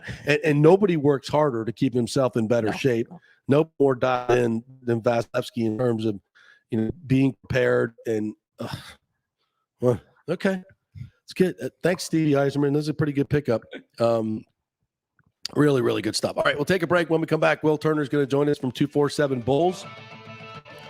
USF making some moves in recruiting, and also it looks like this on-campus stadium thing is happening. So we'll talk some Bulls when we come back. Are you in the market for a refinance or looking for a new home? You got to call my man, Fitz the Mortgage Guy, Scott Fitzgerald at American Mortgage Services. I have got literally a notebook here of testimonials on what a great job he's done for so many of our listeners. Scott saved me $1,200 up front. Scott paid for my appraisal. Scott got my PMI taken off. Scott helped me pay off my car. Well, he didn't give them money, but he refinanced everything for these folks and showed them a great strategy to get rid of a lot of their debt. He's not just a mortgage broker. He's like a financial counselor, and he's passionate to get you the lowest rate and keep you from paying those upfront lender fees. You know those folks that say, we'll pay your closing costs? Well, then they come back and hit you with all these other fees. Folks, go to a local guy who's got a great reputation, been in the business for 20 years here, done 3,000 local mortgages. Scott Fitzgerald. Email him, scott@amstampa.com. That's scott@amstampa.com. Are you selling your home or refinancing? JP here for Greenleaf Title. You choose the title company, not the realtor, and it makes a difference. You want a reputable company that will make sure your title is safe and secure. There are a lot of scammers out there right now. So go with a trusted company like Greenleaf Title. Plus, they will close anywhere, folks, and they will send a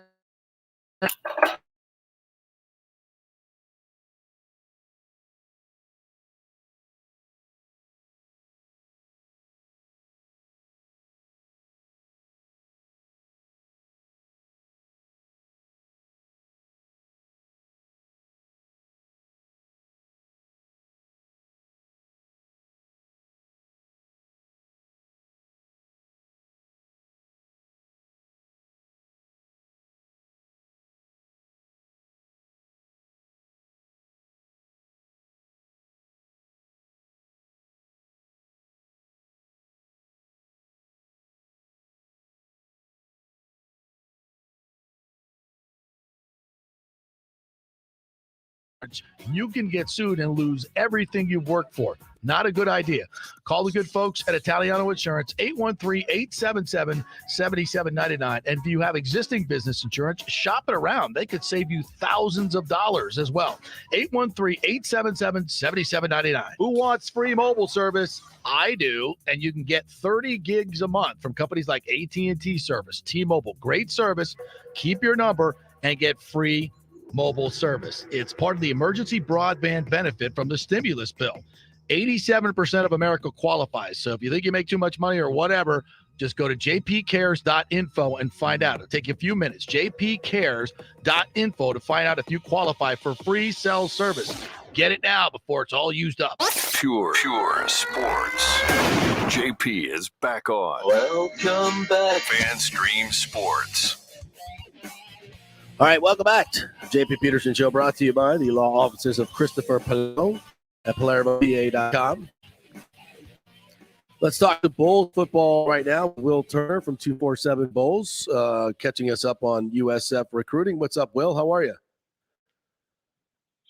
I am tired. It was a long day. National Signing Day is easily the busiest day of the year. So it's been a mad grind, but we're here and we're ready to go. Appreciate you having me.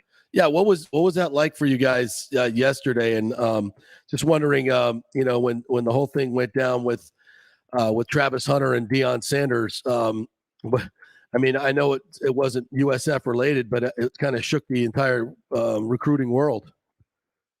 Yeah, I mean, I'm sitting there. I think we had, I want to say about 18 of the 24 guys in or something like that already. So we were just kind of waiting on a few more to trickle in.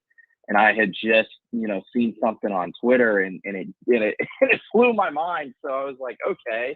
And started chasing down some rabbit holes and watching the whole thing kind of go from afar was just absolutely insane. Posted a thread over on my message board and everybody, and we're all the USF fans are kind of reacting to it at the same time. Yeah. But yeah, just a crazy day across the landscape with what Deion was able to do with Travis Hunter. Crazy day. All right, so when USF is number one in anything, that's a big deal, and they had the number one transfer portal class coming in. So tell us about some of these cats and how quickly you think they can contribute.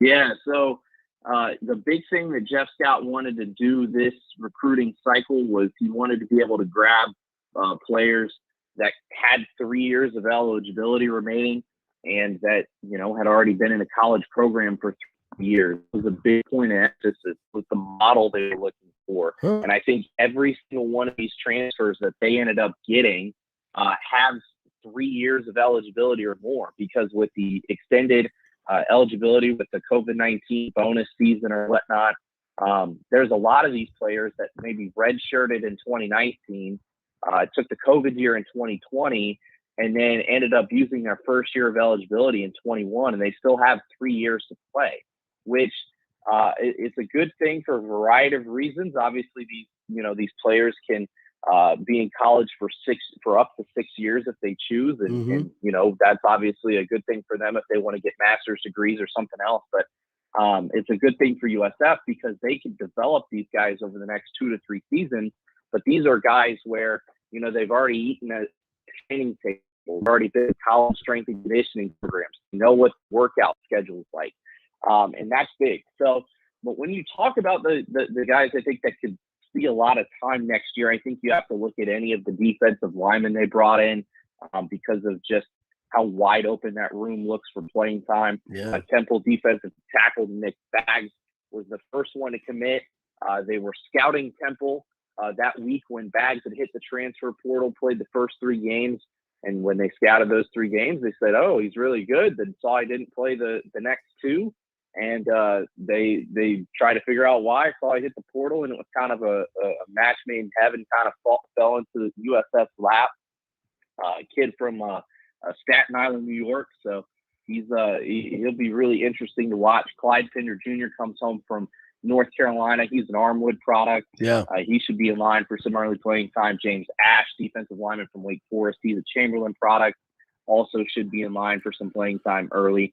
I really like bringing back Ash and Pender. Those were 2 of my favorite players to watch coming out of high school.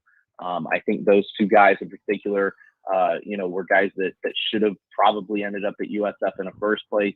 USF was in it with Pender when he committed to North Carolina. And then Ash was the guy that committed pretty early to Wake Forest.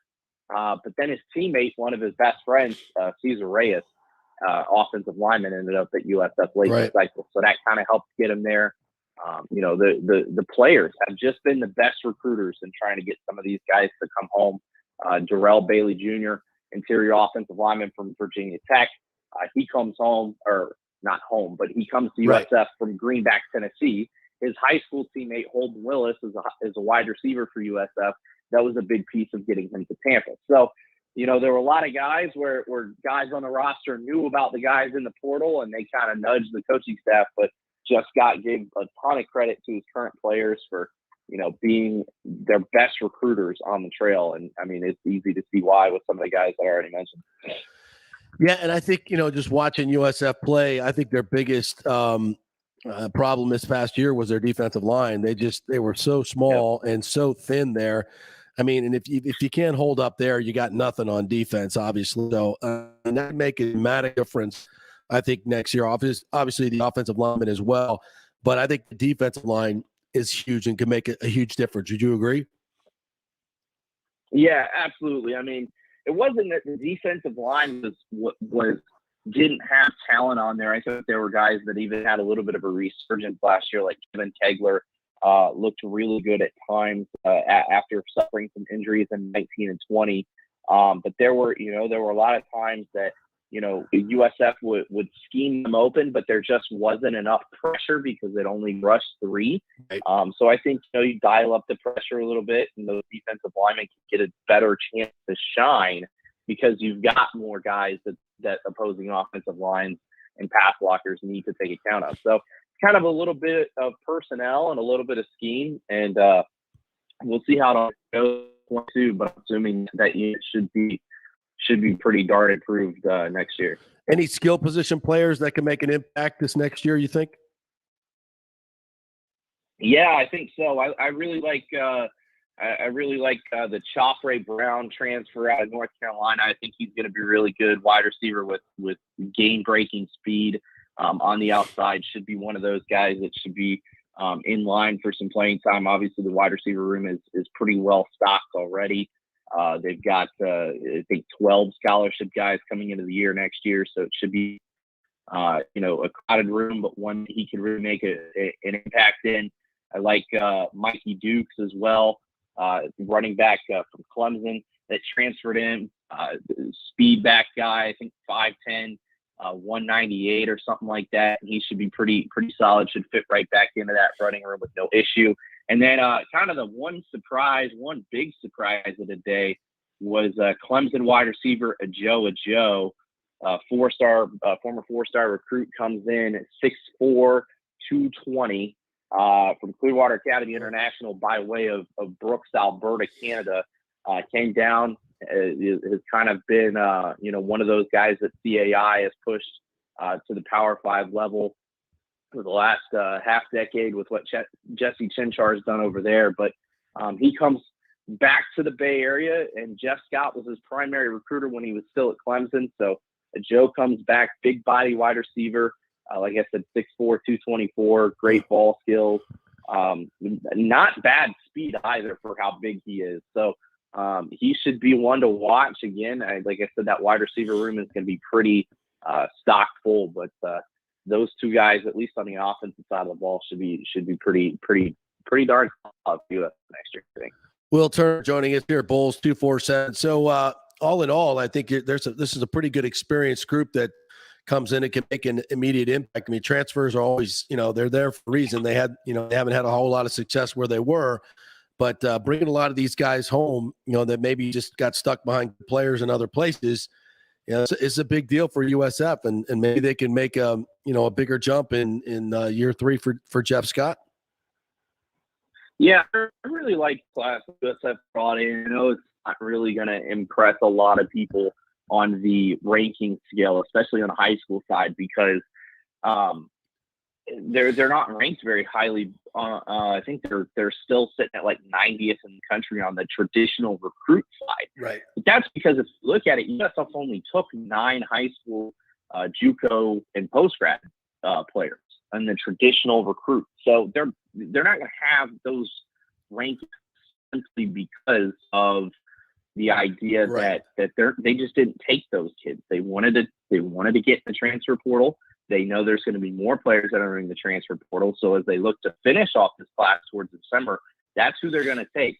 But if you look at the holistic rankings that takes into account those transfers and those, players, those high school players, USF jumps from 90th in the country and 8th in the conference to 63rd in the country, and I believe 4th in the conference. Wow, that's a big deal. Would have been 3rd. Yeah, it's a big jump. Would have been 3rd had not Houston grabbed a couple of 4-stars yesterday on the high school side. But USF jumps up quite a bit when you take into account the whole class, and I think that's what USF fans need to look at here. Is yes, they haven't taken as many of the traditional recruits as they have in past years, but at the same time, all these transfers are going to effectively be the high school, be around as long as some of these high school guys would with 3 and 4 years of eligibility.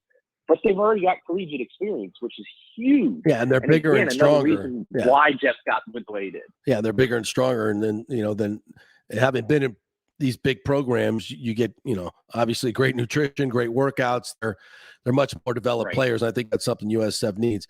Hey, real quickly, the stadium is gaining a lot of momentum, right? I mean, are we expecting a big announcement here coming in the coming months? Well, it sure seems like it. Yeah, they just had a big board of trustees meeting pretty recently. I think there's some good momentum. They've got I think a couple of subcommittees now that are solely working on it. I think the alignment is still really, really good between the board of trustees and the president and everything. And I think there's some good momentum. We'll have to continue to see. They've got 5 locations currently right now. It sounds like it was all well received by the board. Yeah. There's a lot of good things going on. I don't know if we'll see a formal announcement by the end of the year in terms of a fund because of just how late in the year this board of trustees meeting were, and it seems like there's still a lot of things that they've got to figure out legally. They still need a new president. Right. Whether they decide to take the interim tag off of RIA law. That looks like that could actually happen from what I understand and what I've been hearing and just kind of my overall thought. But they still got to look for a president, and that's going to be a big piece of it. Yeah, Will Weatherford, Michael Kelly, they've been working towards it. They've got some subcommittees and committees to get this thing ready. They've got locations they're looking at on the record now, which is important. And there is some good momentum towards it, and it looks like it actually is going to get done. Good stuff, my friend. Will Turner, Bulls 247 is where you can find him and all the latest recruiting news and catch up on all those new players. Thanks, Will. Appreciate it, buddy. Yeah, appreciate it, JP. Okay. All right, quick break. When we come back, Mike Nabors is going to join us to finish off the show, and he covers the Saints, obviously, so we'll get a feeling for what's going on in New Orleans as the Who Dat Nation come to town this Sunday. Stay with us. Are you in the market for a refinance or looking for a new home? You got to call my man, the mortgage guy, Scott Fitzgerald at American Mortgage Services. I have literally a notebook here of testimonials on what a great job he's done for so many of our listeners. Scott saved me $1,200 up front. Scott paid for my appraisal. Scott got my PMI taken off. Scott helped me pay off my car. Well, he didn't give them money, but he refinanced everything for these folks and showed them a great strategy to get rid of a lot of their debt. He's not just a mortgage broker. He's like a financial counselor, and he's passionate to get you the lowest rate and keep you from paying those upfront lender fees. You know those folks that say, we'll pay your closing, we'll come back and hit you with all these other fees. Folks, go to a local guy who's got a great reputation, been in the business for 20 years here, to 3,000 local mortgages. Scott Fitzgerald. Email him, scott@amstampa.com. That's scott@amstampa.com. Hey, JP here for the Blackrock Bar and Grill, and they got a new menu out, Johnny. This is unbelievable. Some incredible burger creations. Here's my new favorite, mac and cheese burger. Half pound of certified Angus beef, American cheese, bacon, finished with a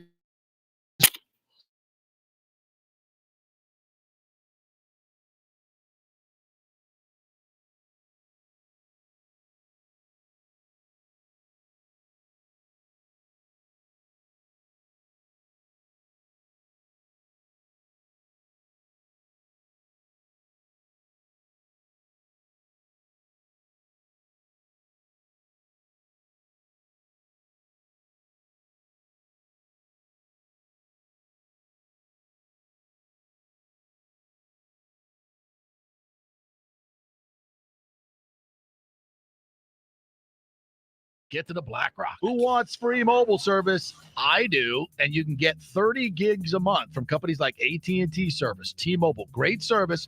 Keep your number and get free mobile service. It's part of the emergency broadband benefit from the stimulus bill.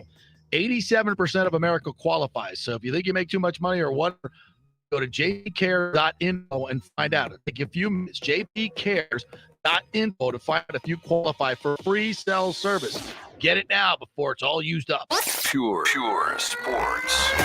JP is back on. Welcome back. FanStream Sports. All right, welcome back. JP Peterson Show brought to you by the law offices of Christopher Palermo, PalermoPA.com. So it looks like Byron Leftwich to the Jags is gaining steam out there as the man to come in and develop Trevor Lawrence, and maybe the Bucs make a preemptive strike and sign him as the Arians successor. That would be interesting news as this winds down.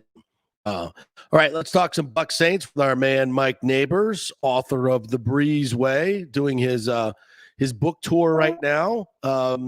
What's up, my friend? So are the folks just lining up to get your autograph on The Breezeway, your book that you have out right now? You know, I was really pleasantly surprised. Got to Barnes & Noble last night. I've done a lot of media here building up to it. There was a little line. You never know with these things. You may be sitting there for 3 hours. That's the chance you take, JP.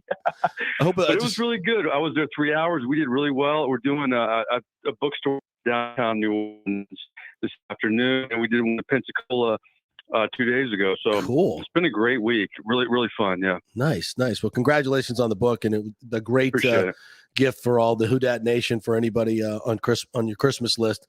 Get it. It's a beautiful, beautiful book. I don't have my signed copy yet, but I'm sure it's in the mail. All good. Absolutely. We got to meet and make that happen. Yeah, absolutely. At Blackrock. Yes, let's do that. 100%. Yeah, I incorporate that. Let's do that. You are a pro. Taught you well. So what the hell's going on in New Orleans right now? I mean, this is a team that the lost 5 in a row, is in disarray, and now they're trying to get it right. If I'm a Bucs fan, I'm a little weary about this team coming in here. The defense obviously still very much intact. They've got Brady's number. I think that's pretty fair to say. So what should we expect this week?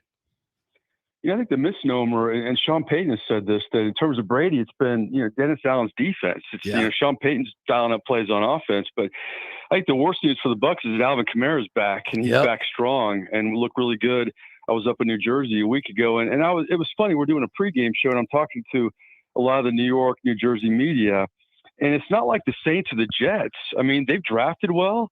They've signed the right free agents. They're just banged up. And I know everybody's banged up, JP, but this team is really banged up. I mean, their offensive line, which is one of the best units in the NFL, they haven't been cohesive all year. Kamara was out for a month.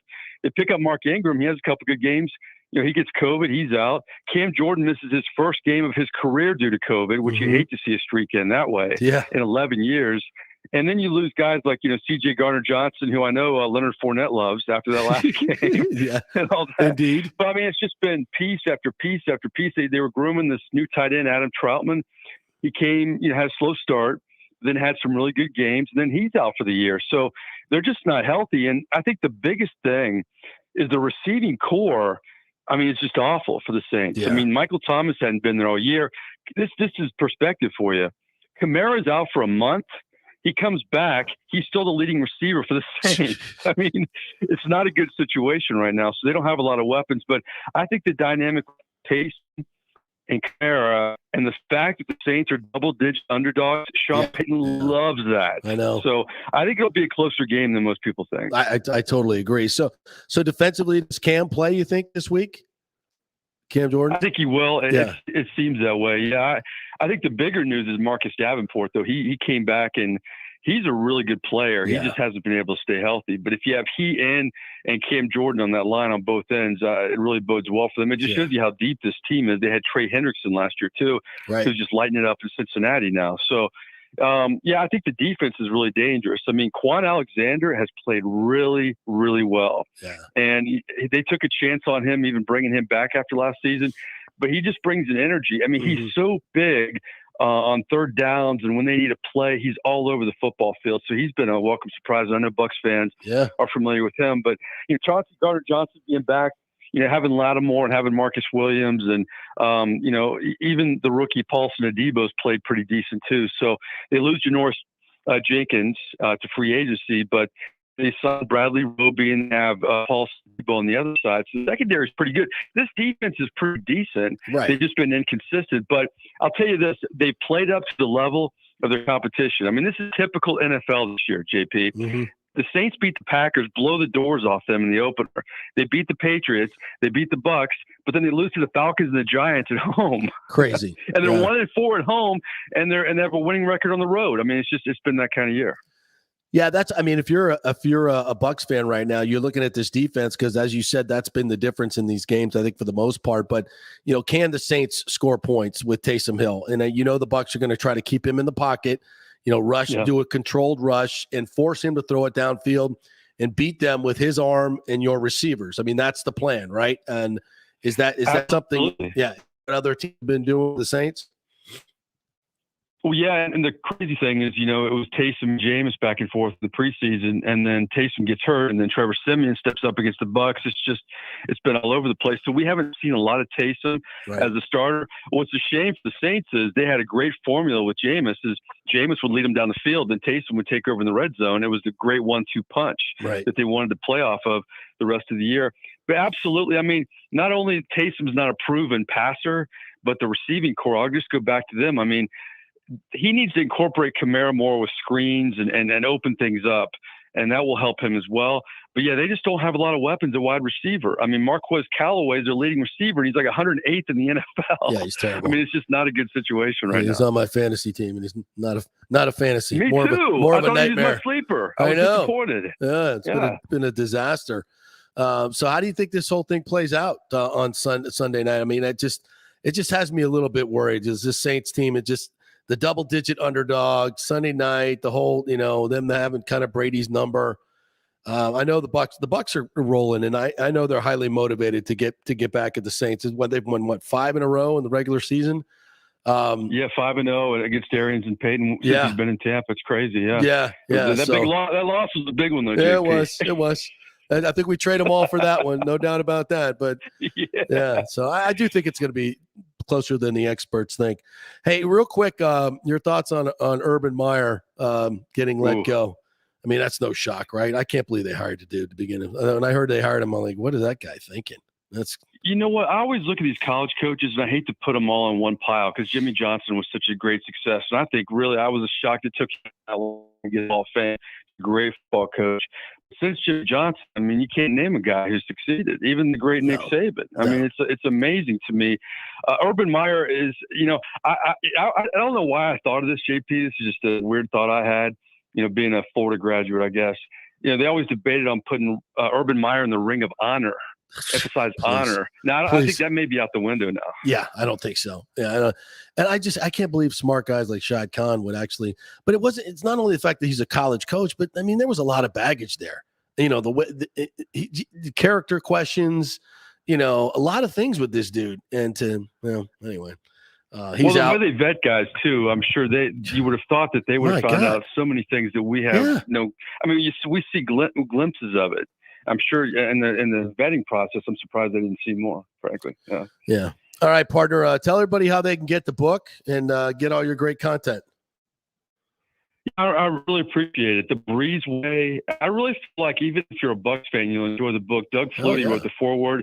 If you have a son out there who's a really good athlete and he's maybe undersized, you'll really appreciate this book. It's Breeze's rise to the top. And, everybody has written so much about Breeze. I try to touch on things they hadn't. I don't really touch on the Super Bowl year. It's a great behind-the-curtain look at Drew Brees' life and his career. And you can get it on Amazon right now. And my website, MikeNabors.com, N-A-B as in boy, O-R-S. You can get a signed copy. I have the Venmo link and the PayPal. So, great Christmas gift, even if you're a Bucs fan. If you're just a football fan, you'll like this book. Absolutely. I know they will. All right, partner, have a great holiday. Hopefully we can get together when you get back into town, and we'll break some bread, have a few beers for the Christmas season, my friend. Thank you for your time. It's long overdue. Let's make it happen. But Merry Christmas to you and everybody out there. Absolutely. All right, great Mike Nabors right there. All right, it's a couple minutes left to wrap up the day with Urban Meyer being let go. And I think Byron Leftwich is going to be mentioned as a candidate to the Bucs make a preemptive strike and name him as the successor to Bruce Arians. I think that's got to be something they're kicking around right now. But obviously they're in the midst of a run right now, so there are other priorities. All right, our thanks to Will Turner, who joined us today, Corey Long, who just absolutely ripped Mike Norvell a new one, Josh Newberg as well, Mike Nabors. Great show today. Good job, Nick Geddes. We'll be back tomorrow, same time, 10 to 12, each and every day. Live on YouTube, live on Twitter, live on Facebook, live on our app. Download the app, FanStream Sports. Listen to the show anytime, anywhere. Tap that app. Have a great day, everybody. Go Lightning.